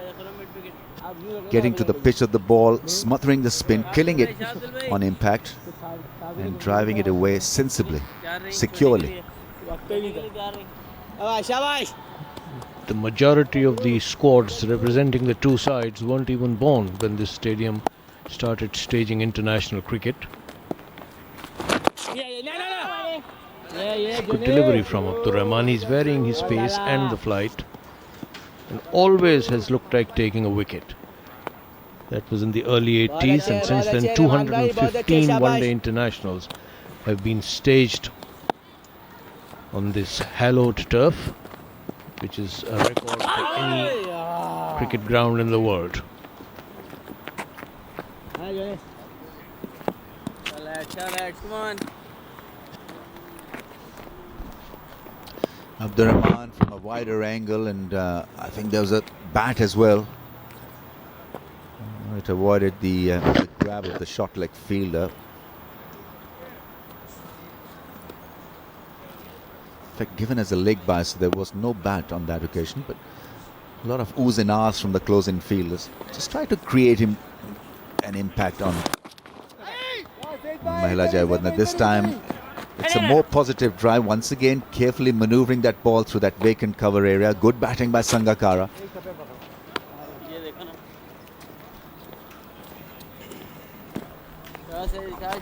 The other evening met a gentleman who's witnessed 189 of those 215 matches. Rada Abbas, if you remember him, now the chairman of the Emirates Selection Board and also vice chairman of the association. Very ardent cricket enthusiast. Rada Abdullah Abbas.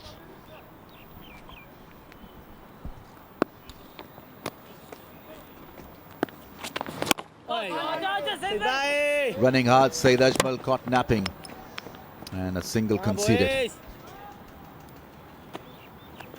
Yeah, says thumbs up to Mahela, because Mahela ran on just the mere conviction of his partner. Saeed Ajmal, even though he released the ball quickly, but he was beaten to the sprint quite easily by Sangakkara.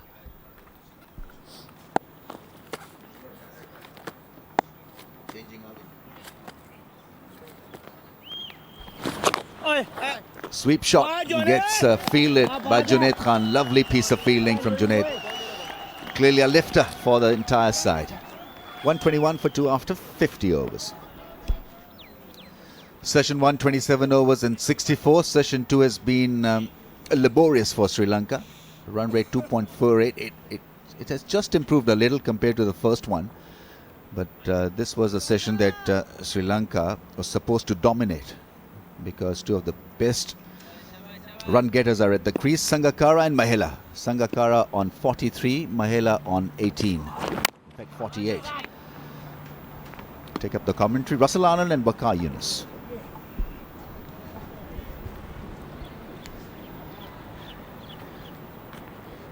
Thank you, Ramiz. 50 overs been bowled so far.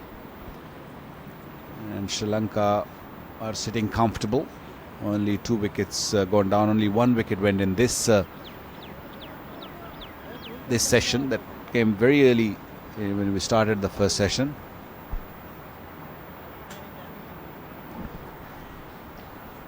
Has the most runs by a batsman against Pakistan, Kumar Sangakkara.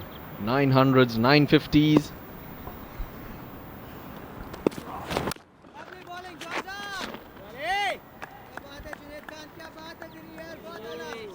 And it looks like that he's setting up for another one here. There will be his double figure, 10 hundreds against Pakistan if he gets it. Well, rarely does he go through a series without making an impact. He's just got the 150, and when you compare the runs that have been made around him, he hasn't had a great series in those terms. So he will be determined to try and finish on a high. Yeah, nicely punched. Wasn't a free-flowing drive, it was more of a punch. Waited for the ball and punched it straight back the bowler and got to his 50. That's a great knock. Got a little escape when he was on 15, but he's a treat to watch. It's been more of an attacking innings from him. More shots being played, and the situation required that. The conditions do ask for that. And that's the quality. You understand what you need to do, and you try and execute that. Just a short punch, because this pitch is slightly different. There's not a lot of bounce for the seamers. It doesn't come onto the bat as much. So hence the short jab, making sure he makes good contact, Sangakkara.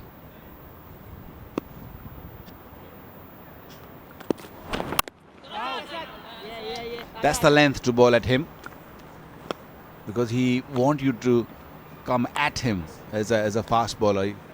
Because he plays so close to the body, he'll want the bowler to just bowl in his zone. The good way to deal is just keep it a little short. Ask him to play maybe square of the wicket. That's where your chance lies, especially with the point right on the boundary. It's not a bad delivery. There you go. He's hanging in the middle. He's not really sure which way to go. He played it in the middle. The balance was good. And that's in the air and taken. That's the wicket they were looking for. Little flick straight into the hands of Khurram Manzoor, who was at short mid-wicket. Big wicket for Pakistan. And he can't believe it, Sangakkara, because of the pads. It's bread and butter. He went hard at it. And timing the ball to perfection is tough. You saw it. Your eyes light up and you go hard at it. And the same with Khurram Manzoor too, almost making a mess of it. But success. Junaid Khan has kept persevering and he picks up a big one. 52 to Sangakkara though. Sri Lanka 125 for 3.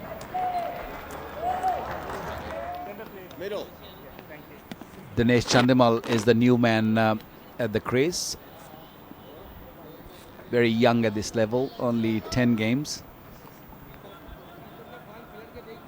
Early days for that average. It's a good average. It's a good start. But he's got to really prove his worth at number 5.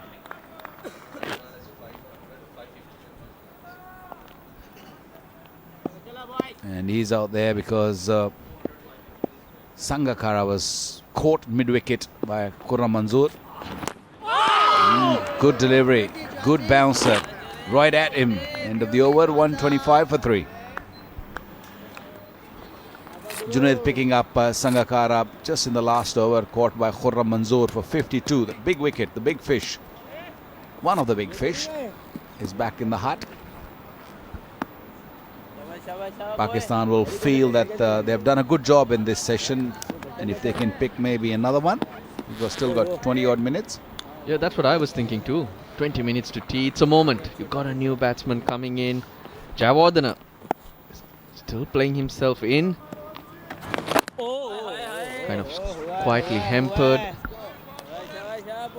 And Misbah has every reason to believe that he has a chance, because I think Abdul Rahman is looking outstanding. Unlike Saeed Ajmal, there's something about him. He's getting that loop to work and drop on the batsman.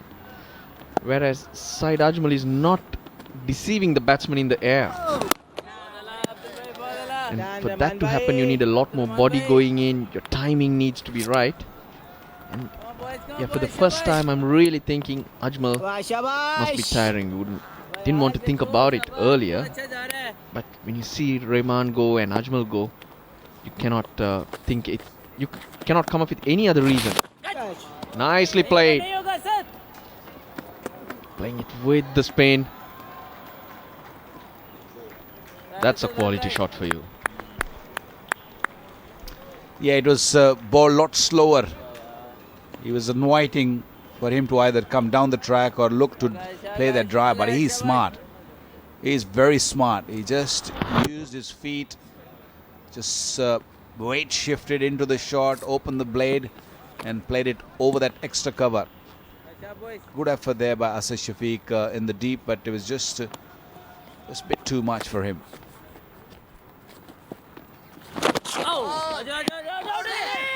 Run out chance. Oh, he's home. He's comfortable. Sangakkara got dismissed. It was a little chip. He could have really gone over the top or maybe punched it down. He played like half-hearted shot. There you go. A little chip. Bottom hand coming into play. Khurram Manzoor almost made a mess of it. Got a little big on him. But happy ending. Now that's a result of good bowling, continued good bowling. He's had the field set on the offside. He's been bowling at Sangakkara just outside off stump. And here's suddenly one at the pads. And Sangakkara just pounces on it. He can't believe his luck. And he's also quietly gone across his stumps because so many balls were bowled outside off stump. Now that's something that does happen to batsmen. Your head falls in line with the line of the balls bowled, and then change in line, and something can happen. 130 for 3. The fact that the run rate is on the lower side will make Sri Lanka think about the progress, because if a wicket or two falls at this stage, then it'll mean more problem for Sri Lanka. The scoreboard has got to progress just a little bit more rapidly than what we've seen so far. Yeah, the rate just 2.33. Yes, you do need to bat time in Test cricket and wear the opposition down, but it's also done with runs being scored.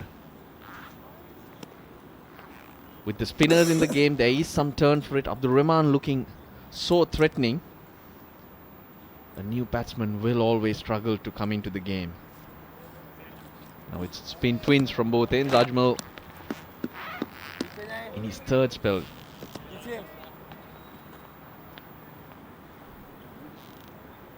You mentioned no wickets yet, but still also looking pretty ordinary when you compare with the way Abdul Rahman's been going. Nothing wrong with the economy, but it's the economy in the wickets column that'll be bothering him.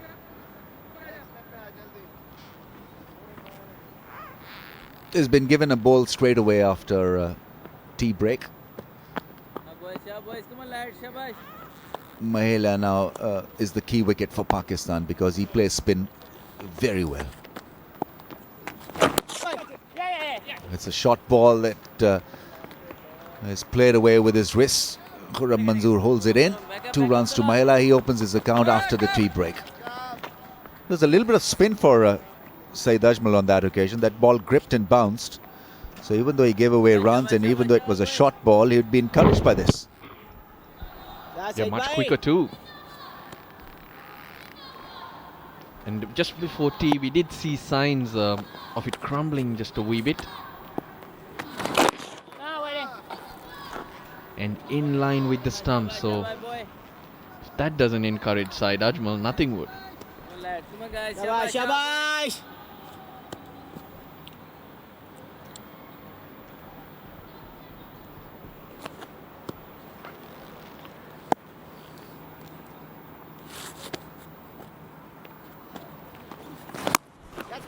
There's that sweep shot. That's dismissed. 6. Over square leg. Mahela Jayawardene has played a lovely, swift, crispy shot. It's just the first over after tea. And with all his experience, Jayawardene knows that he's going to have to dominate to survive here.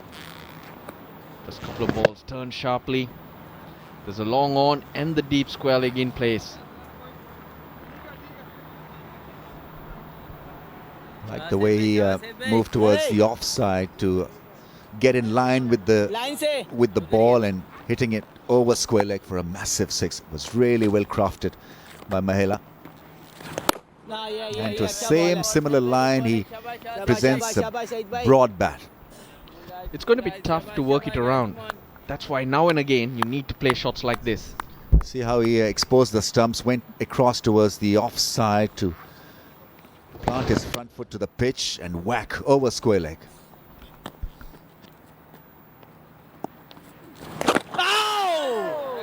And that's also to do with the placement of the fielder in the deep.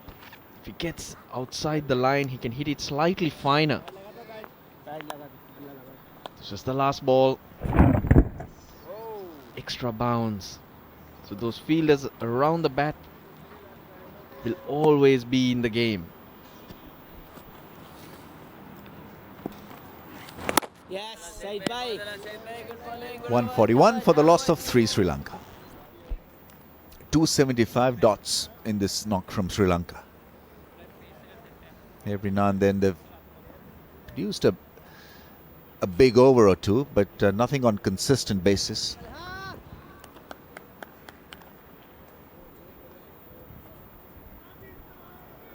Time for a bit of pace and possibly a bit of chin music as well. Mohammad Tala is on again.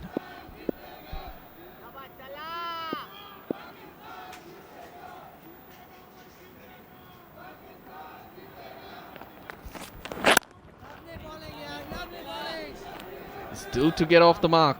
Dinesh Chandimal, this partnership now 44 balls on. He's faced 15 of them though. Nothing to hit.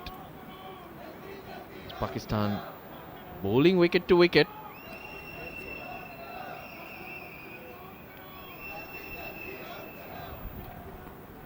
Just as for much of the day, just the slip and a gully in, but more fielders in front of the wicket. A little slightly slower and hitting through the line a challenge.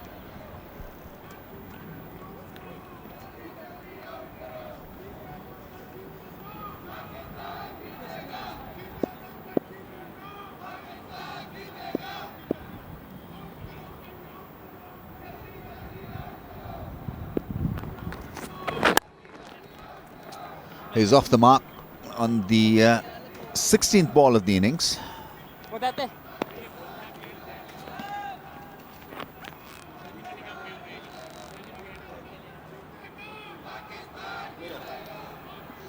Earlier in the day, Qamar Ahmed, the journalist, was presented with a T-shirt by Pakistan cricket team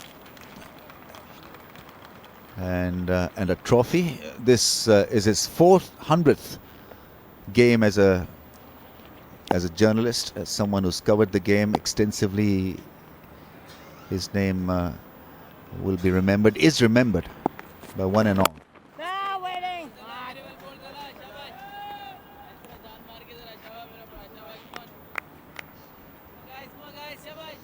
First the trophy, then a signed shirt by Pakistani players. Feel good when you've been rewarded like this by your own cricket team. He's travelled the world and there he is, penning it all down. Well, for a change in the sun. He's covered cricket for 40 years.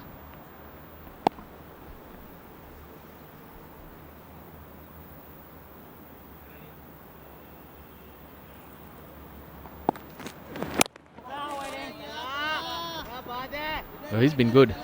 This pitch, nothing much for the fast bowlers, but he's got past the bat on a few occasions. Mohammad Tala bowling in the high 130s. Not easy when you're playing your first game of a series because you've been warming the bench and you feel just a little bit nervous getting into the act. He gave no indication, no impression whatsoever that he was feeling the nerves into his stride very early in the piece. Ball has been a real issue in this series. It's got D-shape and on many an occasion it has been replaced.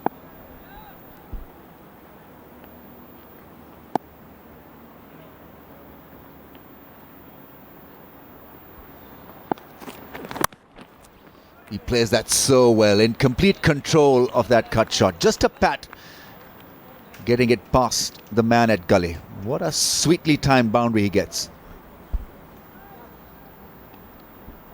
Yeah, just a bit of width and plenty of gaps square of the wicket on the offside. You just get the feeling there's a different Mahela Jayawardene out there after tea. A lot more intent.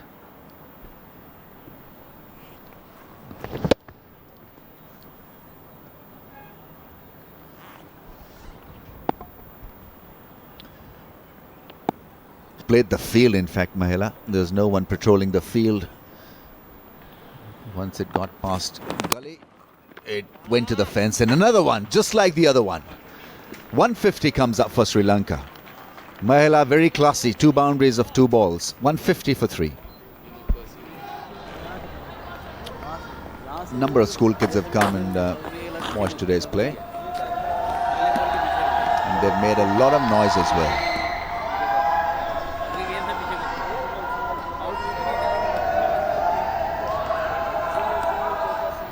Oh, this is exciting.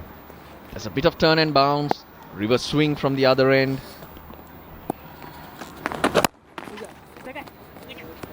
Batsmen have to be now more proactive. They have to be tactical. Covering.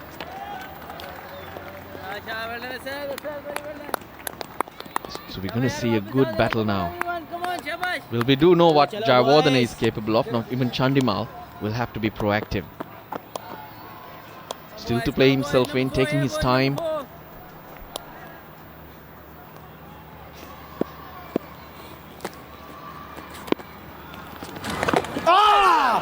Oh, what a good delivery from Saeed Ajmal. Seems to be finding his form. And this clearly has been his best spell of the series. Turned him around and had that back pad not come in the way. It could have been a close thing. Lovely piece of deception.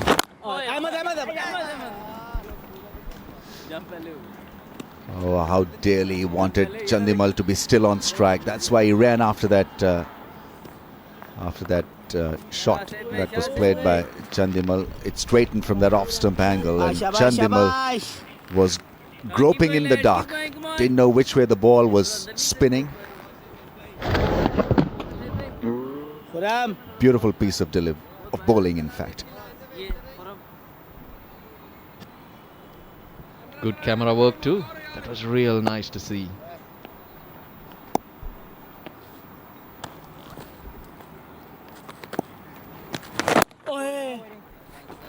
Leg slip for Jayawardene, but silly mid-off for Dinesh Chandimal. The leg slip because Mahela Jayawardene very good at deflecting that ball into gaps. He doesn't seem to be in a hurry to play the flick, Mahela. See, once again playing the ball late and looking to play as straight as possible. He's trying to look at the doosra. He feels that every ball that Ajmal is bowling to him is a straighter delivery. That's why even when the ball is turning, it's not causing a great deal of grief. It's a quicker delivery, almost bowl at 100 kph. Because he's covering the stumps, that could be a reason why Ajmal went flat and fast to get in leg before wicket. That's gone, caught at short leg. Wonderful piece of of bowling from Saeed Ajmal. He constructed that downfall so well. There was that extra bit of bounce and bite, and so the ball hit the bat, ballooned up in the air, and Mahela Jayawardene is gone, and that's a huge blow. Beautifully bowled. And he was working himself into that. He's got that fielder at leg slip too, so Jayawardene can't play too much in front of the pads and get it away. That should lift his spirits because it's a big one and he's worked hard for it. Jayawardene gone. Gone for 47. Sri Lanka 159 for 4. Matthews, the captain, is in, and Sri Lanka in a bit of a crisis situation. Sangakkara was picked up by Pakistan when he was looking glorious. Got out when he had scored a 50, and Mahela was looking pretty solid before he was picked by Saeed Ajmal for 47. Angelo Matthews is 36 matches old, over 2,000 test match runs, 12 50s. Highest 157 scored in the series.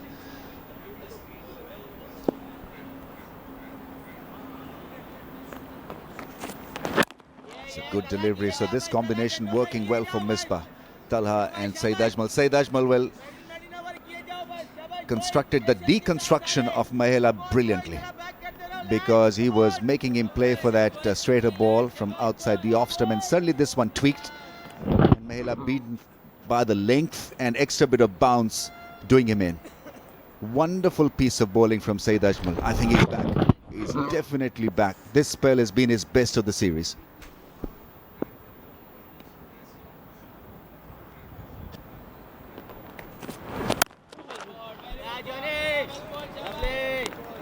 And Tala too, building pressure as a pair.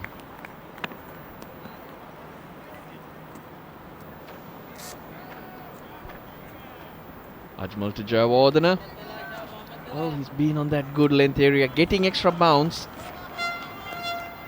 And that's why Jayawardene not lunging to try and smother it, because he wouldn't have got there anyway. Looking for extra bounce to try and just drop it on the leg side. Not working this time. It's that bouncer. This is good bowling. Reverse, backed by short pitch stuff. And you would want batsmen to get caught on the back foot, so that his fuller length delivery can do the deal for him. That's a good bouncer. Two young batsmen.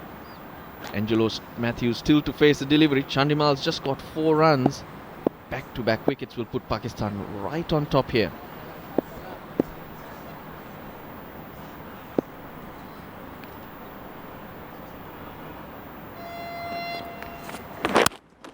There's that follow-up delivery that was pitched up. It had a little bit of curve, but it was beautifully played by Chandimal. In good position, his balance was good. Now when again looking for reverse swing. Setting the batsman up first though, so that's being intelligent. He's not just running in and trying to bowl fast. There's a little bit of thought going into what he's doing. When he started this spell, he was wide. But now he's realized which line he needs to start on and the length if he wants to get something out of it. That's a nice try from Chandimal. He's looking pretty secure. That's nicely played. The footwork was good. Lunging forward and killing the curve on that delivery from Tala. Have a look at this defensive shot. Nice follow through. Good straight back coming down to cover the angle. How close was this? Directed, he had made his ground quite comfortably.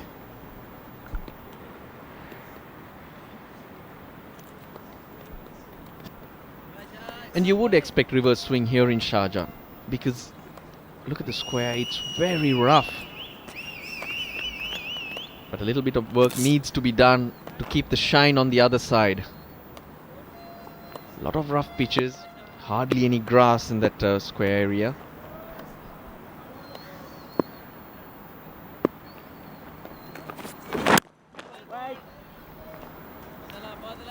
good over from Tala comes to an end, 160 for 4.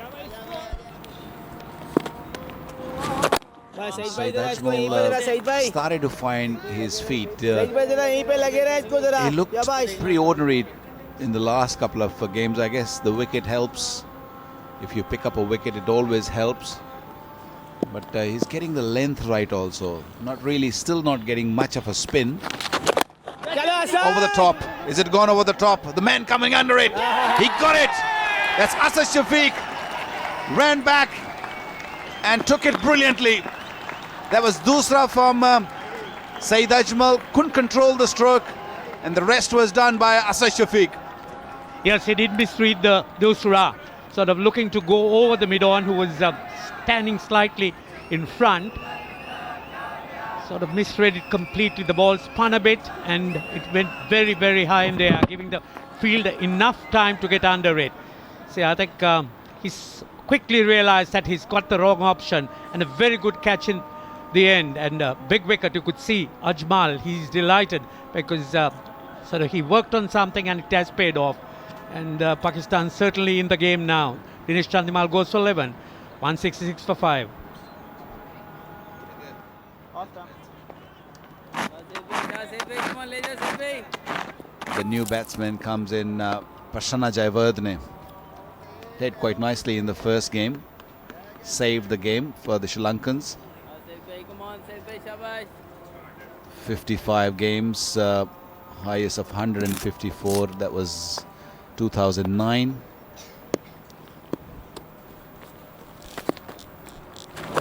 Edge. It's a different ball game, isn't it? Saeed bhai, beautiful bowling. It's a different bowler, Saeed Ajmal, today. Yes, certainly a lot happening in the middle. See Ajmal really now tweaking that ball this time. The Dusra. And the batsman really not reading it at all.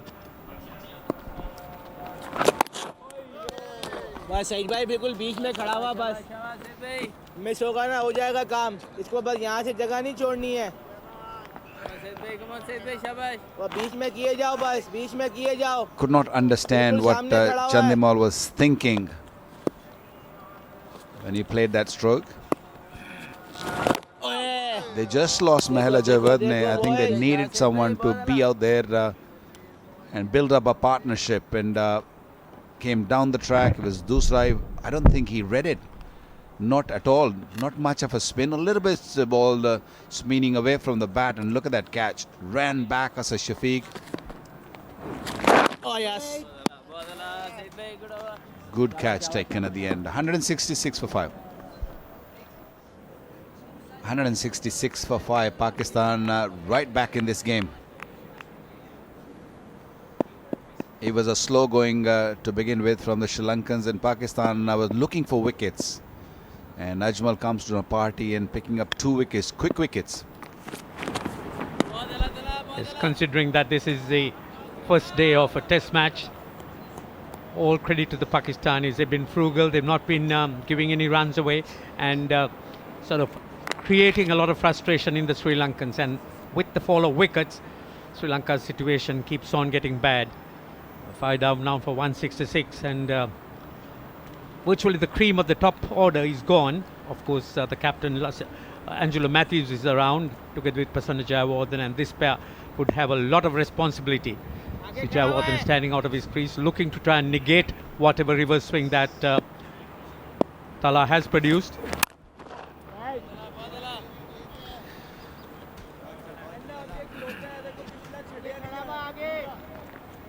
That's the first time I saw him using the feet. And what he was trying to do was looking to clear that fielder. Wanted to go over mid-on. The miscued and went more straighter and more toward the left of us. Asad Shafiq, who ran and grabbed it quite nicely at the end.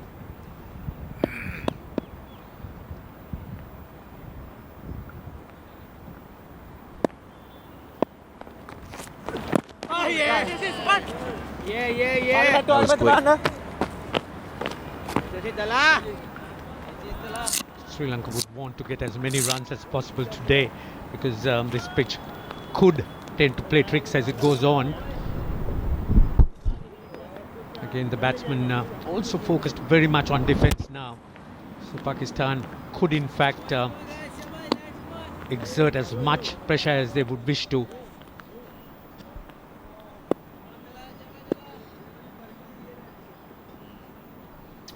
Still one slip. He's got a third man.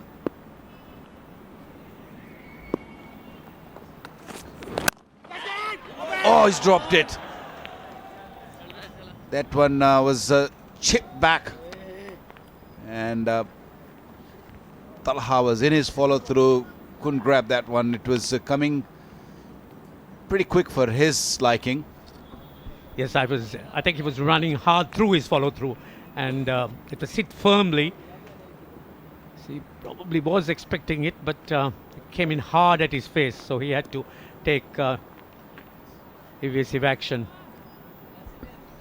Well, it's never easy, especially when the ball is coming straight at you, at your face, and you look to sort of move away and take your eyes off the ball, and that's what happened with Talha. It wasn't the most difficult catch, but because you're in a follow through, going away from the ball, that's nicely struck. It's off the mark. Angela Matthews saved the boundary. Khurram Manzoor is the fielder, done well.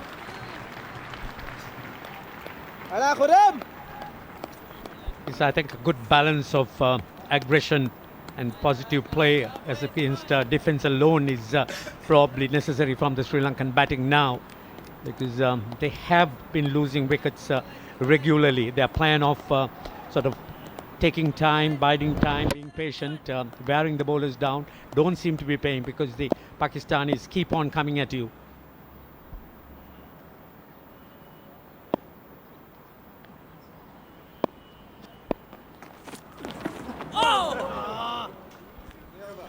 They're not comfortable against Talha. 170 for 5.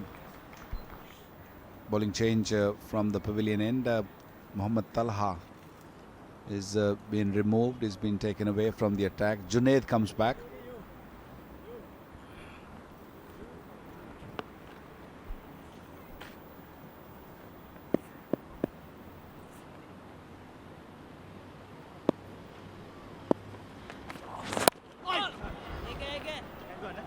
It's a very risky stroke, and it's a bad fielding there at the fine leg by Saeed Ajmal.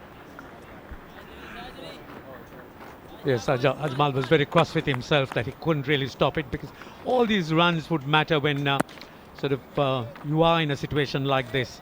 Just don't want to let the opposition sort of get away with it. How risky was that stroke? Went across before the ball was delivered. Same in the outfield also. Went across when the ball was not delivered. Went all over it. He's not happy with himself. Saeed Ajmal takes his fielding very seriously.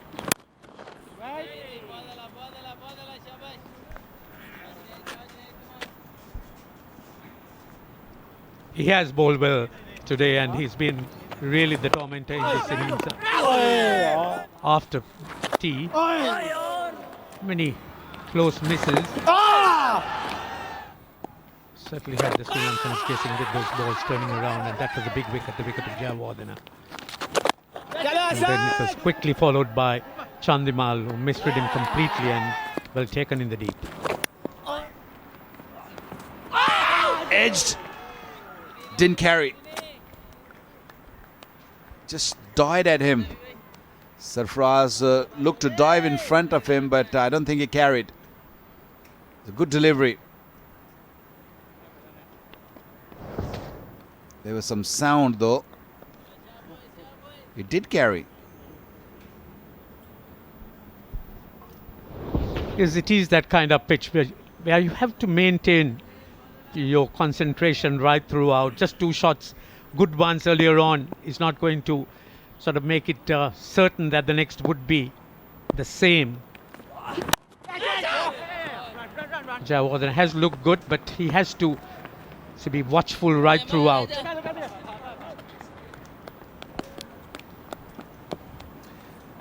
Prasanna Jayawardena is looking to kill that swing. So he's standing out of his crease. He's trying to reach for the ball. That's why whenever he drives, this is not the first time. A couple of times when he looked to drive, it went in the air. So he's looking to fetch it, went after it rather than he's allowing the ball to come at him. That's why even the first delivery he faced off Junaid, he looked to go after the ball rather than allow the ball to come back. He's moved back in the crease now. That's better. Definitely a lot better. This Jayawardene essentially is on the front foot and makes it much easier for him to try and cope with Junaid. But before long, Junaid certainly would slip in the short one. And Jayawardene, I think to some extent, is anticipating that. That's why he's gone back to his crease. He's had many deliveries being pitched up. And he's playing the percentages game.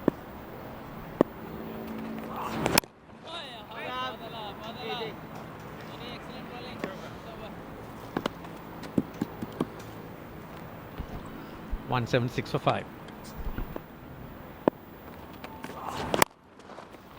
That's nicely played. This time around he was standing in the crease but made sure that as the ball was delivered he walked into the stroke. Probably the ball was a bit too straight. That's why he could manage to just hit it through that mid-wicket region. Good stroke, good positive intent. He's looked quite fluent, Prasanna Jayawardene, and I think that to a great extent is his very positive mental makeup. He's been batting well and his confidence is at a very high level. And that to a great extent also, I think, strengthens Sri Lanka's batting in the middle, allowing the captain Matthews some cushion as far as tail is concerned. And now that Dilwan Pereira is there, so that even makes it better.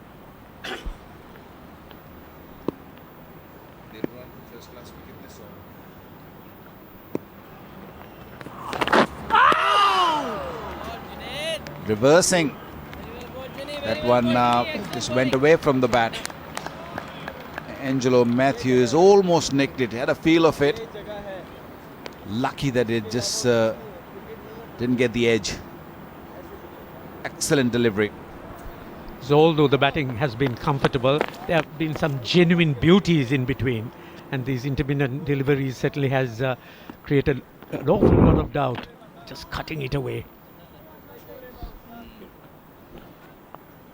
That shine is clearly indicating that the ball will go away from the right-handed, and that's what happened.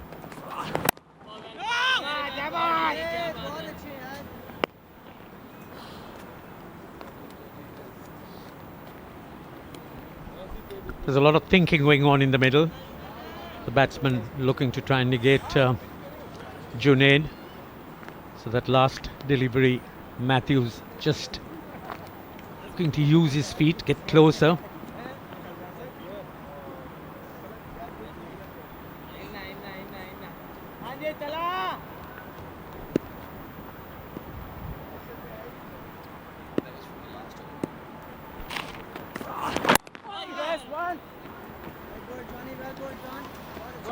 Ball quite nicely, Junaid. Last over, there was a loud appeal. Ball going behind the stumps. Sarfraz was diving in front to catch that. But that ball didn't catch the edge. It was just going away from the bat. You can clearly see the daylight between the bat and ball.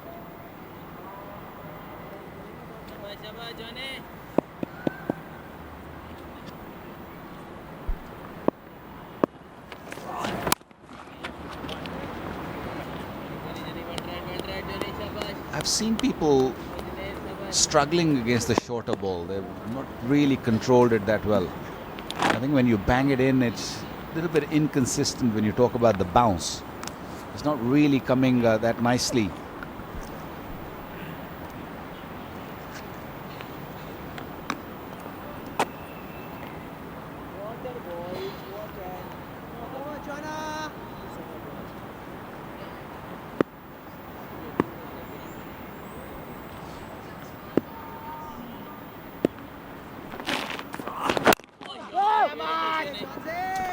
walking into the stroke, Angelo Matthews played it defensively, 185 for 5, and that also brings the drinks on the field.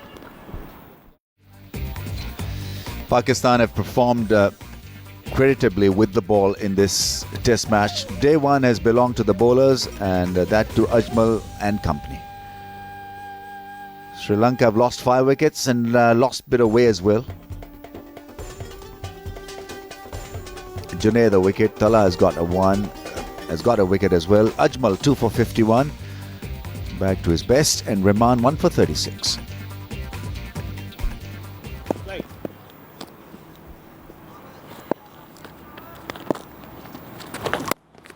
Easy. आजी माना जी शाबाश सईद भाई. He's a dangerous customer, Prasanna शाबाश Saeed Jayawardena, भाई, शाबाश because Saeed भाई. when you feel that you can close out Tight, tight, Sri Saeed Lanka, भाई. शाबाश. he appears from nowhere and plays a critical hand.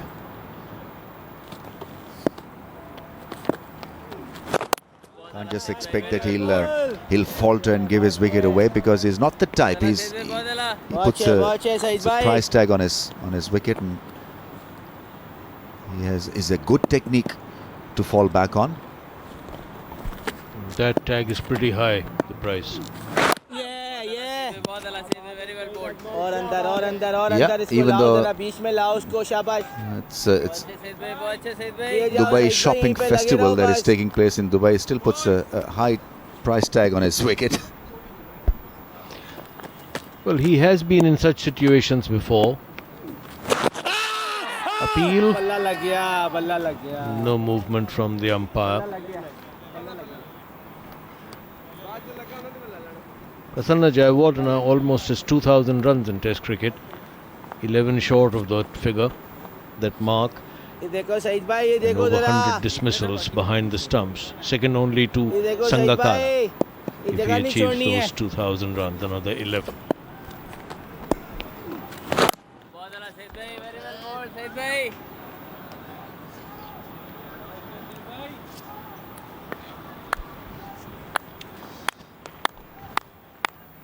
Pakistan were expecting a bit of drama from this impact. Saeed Ajmal aborted his appeal in the process नाले में जा भाई. because there's an inside edge. तला Misbah bowling, Haq, तला for once bowling. gets beaten in the field. Has been such a good role model for Pakistani fielders. शाबाश शाबाश. Good over. 186 for 5. Lovely angle from Junaid Khan.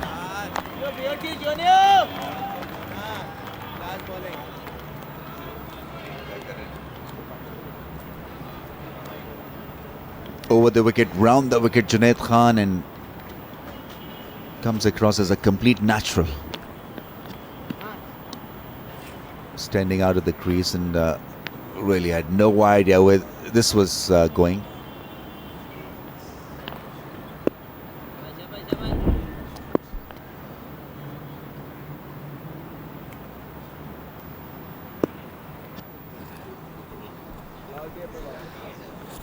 Jain's back.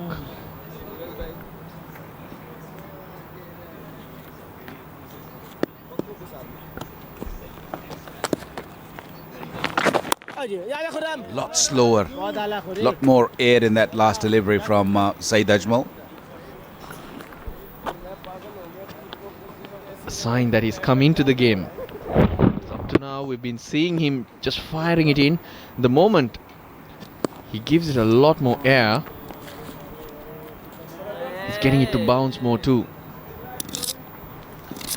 Well, it's a lot to do with him picking up wickets. In the past couple of games, he hardly picked up a wicket. So those 2 wickets have given him the confidence of flighting the ball a bit more. He's not really worried anymore. Body language is a lot better. अला सईद भाई, बहुत अला. And certainly the roles of the spinners have now changed. Madin our boys. शाबाश. Attack from one end, make sure that you're only building pressure and keeping it tight from the other. Not letting the batsman off the hook. Leg stump please. Come on boys, शाबाश.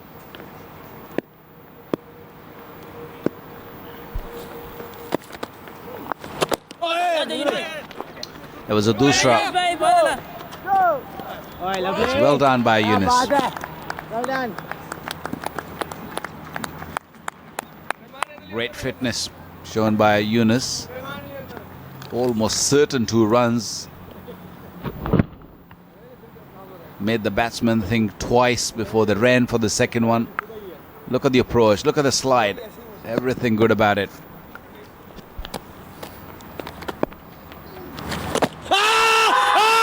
Little bit of turn and might. Oh, just given. Yes. It's given him. I'm sure he's going to take the review because it looks that might have just turned a little bit too much. Might miss the stumps. Yes, we've seen the ball bouncing a lot. But for Prasanna Jayawardene to survive this, either the impact has to be outside the line of the stumps or it has to miss the stumps. Pitching in line. I think this might be out because that one turned from around the wicket. It has to miss the stumps completely to be turned over because this one looked to me, it looked like that it's going to go on and hit the leg stump. Pitched in line, maybe outside the line, but hit him in line. That's the key. No inside edge, because if he had an inside edge, Prasanna Jayawardene would have gone up straight away. He looks to Matthews for some feedback. And he looks at Matthews because he wants an indication of line and height. That's no problem. Pitched in line, hit him in line. It is going to go and hit the stumps. That's the key. Oh, it's bounced over it.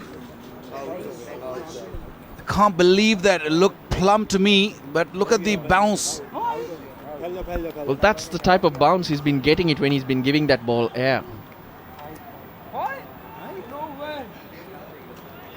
So it's turned out to be a great review for Prasanna Jayawardene, but just like you, he was reluctant. They did take a chance. Well, the Pakistani camp is stunned. They can't believe it. Even I can't believe it. I can.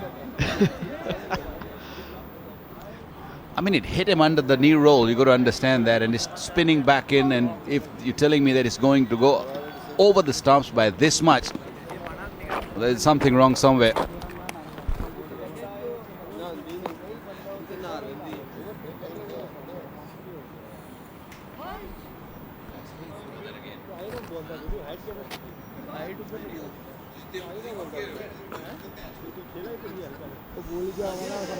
Well, we're playing here in Sharjah.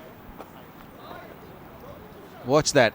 Definitely hit him under the knee roll. That's not going over the stumps. There's no way in the world that ball will go over the stumps. It's got a good stride in. And whenever he's tossed it up, we have seen excessive bounce. So that's what's worked in Prasanna Jayawardene's favour.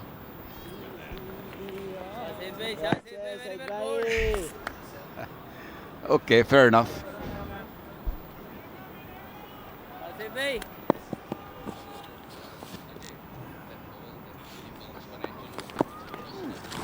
Yeah, lovely. 201 for 5. 3 overs remaining for the day.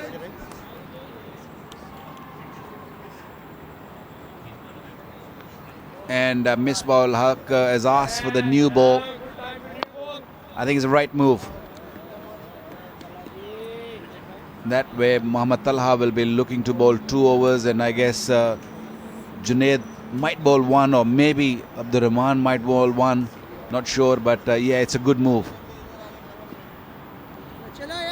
Bit more pace.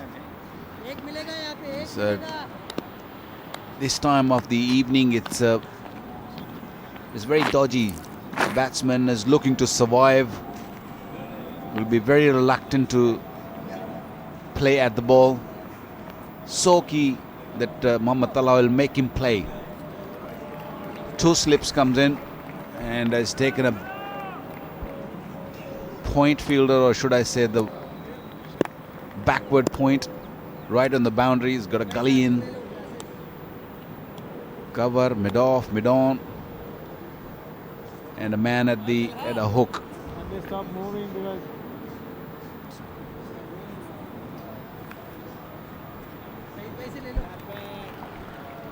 He will be interested in bowling that short delivery, and also aware that Pakistan cannot afford to leak runs. They have to go out there and score these runs. It's not the easiest of pitches. Well, he's a right-arm bowler, and the kids far to the left of us who are in the stand are distracting Angelo Matthews.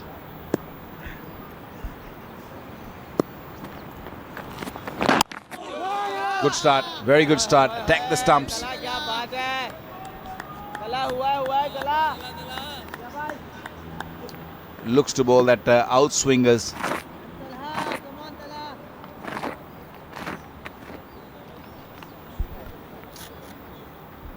Yeah, we have some confirmation of that delay. The shadows from the kids moving around in the stand is which was the distraction. And the shadows were falling on the screen, the side screen.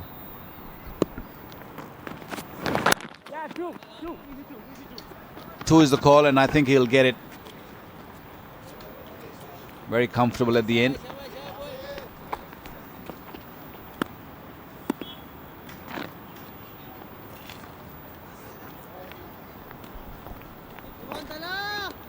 So Wakar, whose day is it? If it ends with Sri Lanka 5 down, then obviously not going to get a lot more runs.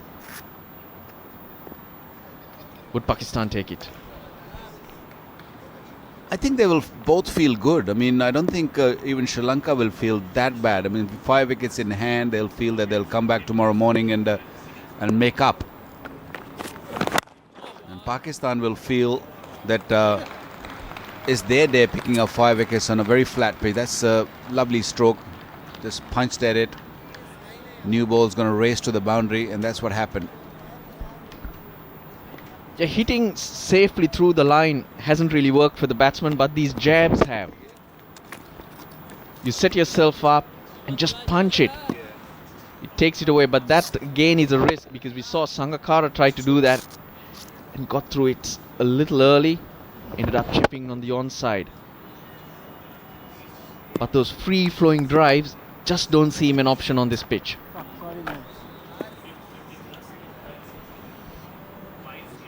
It's been a while that the boundary have come. 116 deliveries it took them to hit that boundary.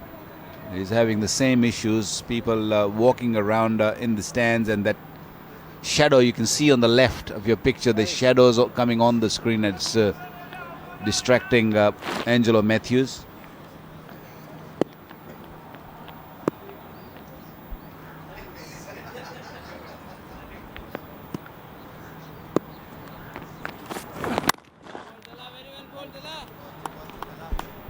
He did well. He got his hand to that though, Mohammad Tala. Last ball, last over. It's tough to say whether he was short, but very close with the direct hit.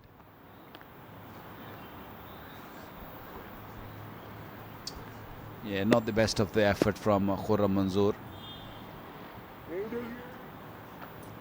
Safe, I think, at the end. I think he was home.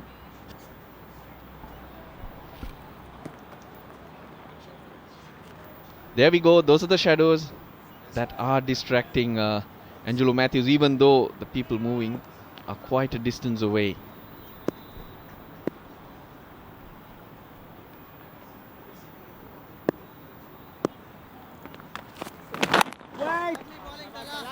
Well, the shadows are getting longer, so doesn't matter wherever you are on the side of the screen, those shadows are going to distract and come onto the screen. So I think you got to live with it, move on. I was impressed that Mohammad Tala stuck a hand out and stopped the ball earlier. It was firmly hit by Matthews, but very early in Matthews' innings though, when he hit it in the air, Tala opted to duck.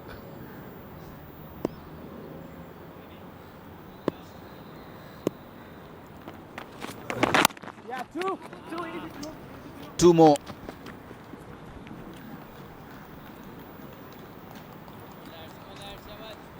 214 for 5. Yeah, you expect the ball to go a lot more with the arm. So Misbah has taken those catches on the offside, opted to go with the short mid wicket and also the legs, the short leg.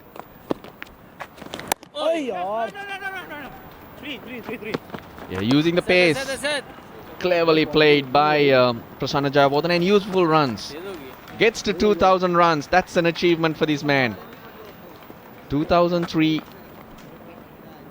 He is aware. He's well aware of his milestone. Only just a second keeper or Sri Lankan keeper to score 2,000 runs and also pick up 100 victims. And the first is obvious. Very obvious. Kumar Sangakkara. Yeah, great achievement, without a doubt, especially among those big names. And Sangakkara still playing, and he can do the wicket keeping. And there are other wicket keepers also in the team, so doing that job, good job with the gloves in hand and playing well with the bat. It's a great achievement. Run's gonna leak with the new ball. And it's important. It's an important time that Prasanna Jayawardene does come to bat. Even today, Sri Lanka in trouble somewhat, losing their way. They put on 53 runs, Angelo Matthews and Prasanna Jayawardene. They've taken their time, but the situation required it.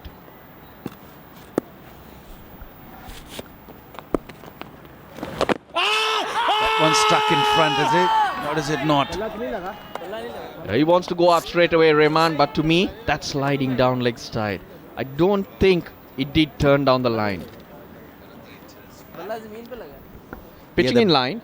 The big question will be that did it spin? It needs to spin to hit the stumps, because if it's sliding down with the arm, it's going to go on and miss the stumps. That's pitched in line. Did it spin?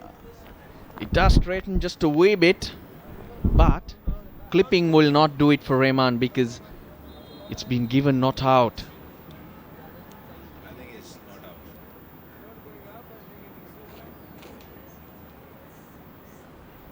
I don't think there is any bat involved in that. So if we go forward, pitched in line, that's not an issue. Hitting line, that's not an issue. The issue is hair. That's the issue. It did straighten up a little bit, but not enough to take the full blow to the stumps.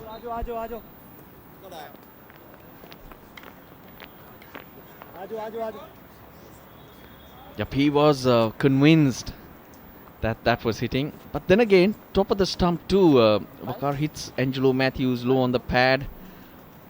So the spinners are getting a lot more bounce, a lot more purchase on this pitch.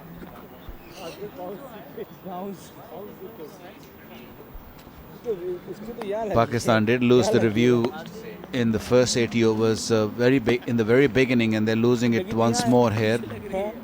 Abdur Rahman was convinced that that's going to go on to hit the stumps, although it was hitting the stumps, but not good enough. Yeah, they do still have a review. They lost one early, but at 80, it does reset. So though there's two unsuccessful, they still have one.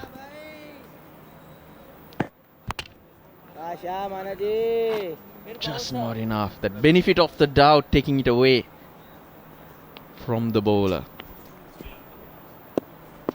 He was very sure. He was very sure. Oh, well bowled. Bowling, good bowling. 13 reviews Pakistan have used throughout the series, and only one successful one. Have got 13 wrongs, so they've used 14, got one right. Sri Lanka have got 5 right and 13 wrong.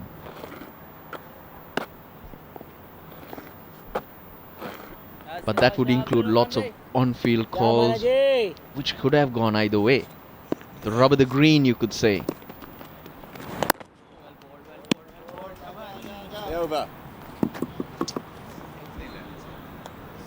Last over for the day, Mohammad Talha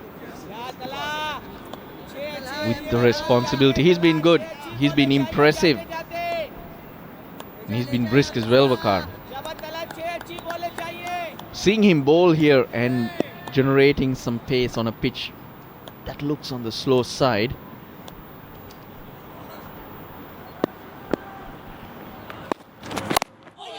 Almost onto the stumps. Did you at any stage during the day think maybe he should have played in Dubai or Abu Dhabi? Yes, I have. I mean, he impressed me with his earlier spell, and he's bowling quite nicely. Bowling is 20th over, and he bowls some pace. He bowls some good bounces. Yeah, he might be more effective on those bouncy pitches, but then again, I don't think the other bowlers have done that badly. Now we can say it, of course. We always have these strange feelings, isn't it? Ifs and buts.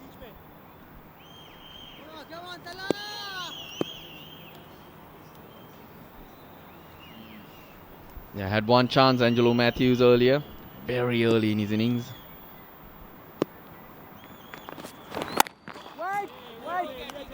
And it was this man, Mohammad Talha.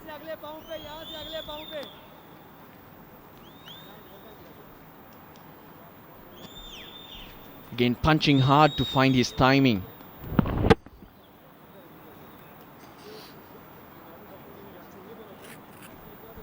Just got blinded for a moment. That's a big miss. I think he was expecting the ball to come a lot quicker.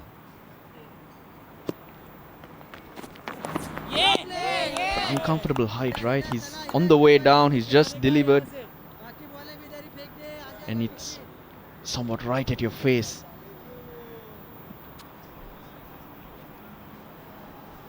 But not only the runs, not only the partnership, but the time Matthews has taken off the game since then is crucial.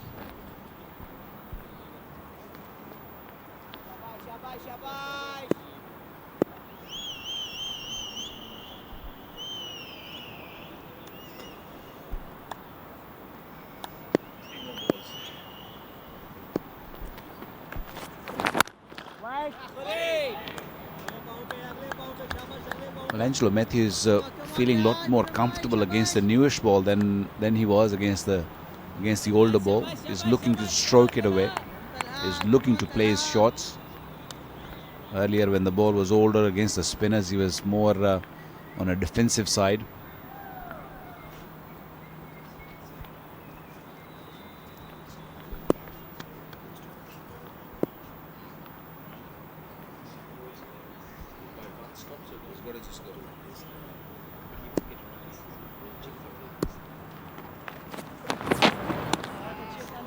Good delivery. Good line, good length. Job well done. One more delivery to survive for Angelo Matthews. Sri Lanka would have come into the game planning to bat at least 4 sessions. Now this gives them a good opportunity to bat through the first session tomorrow. It'll be a 2.5-hour session, and it can be taxing for the Pakistanis if they do not pick up early wickets. More distraction for Matthews, no shadows this time. It's nothing to do with the side screen though, because the sun's disappeared.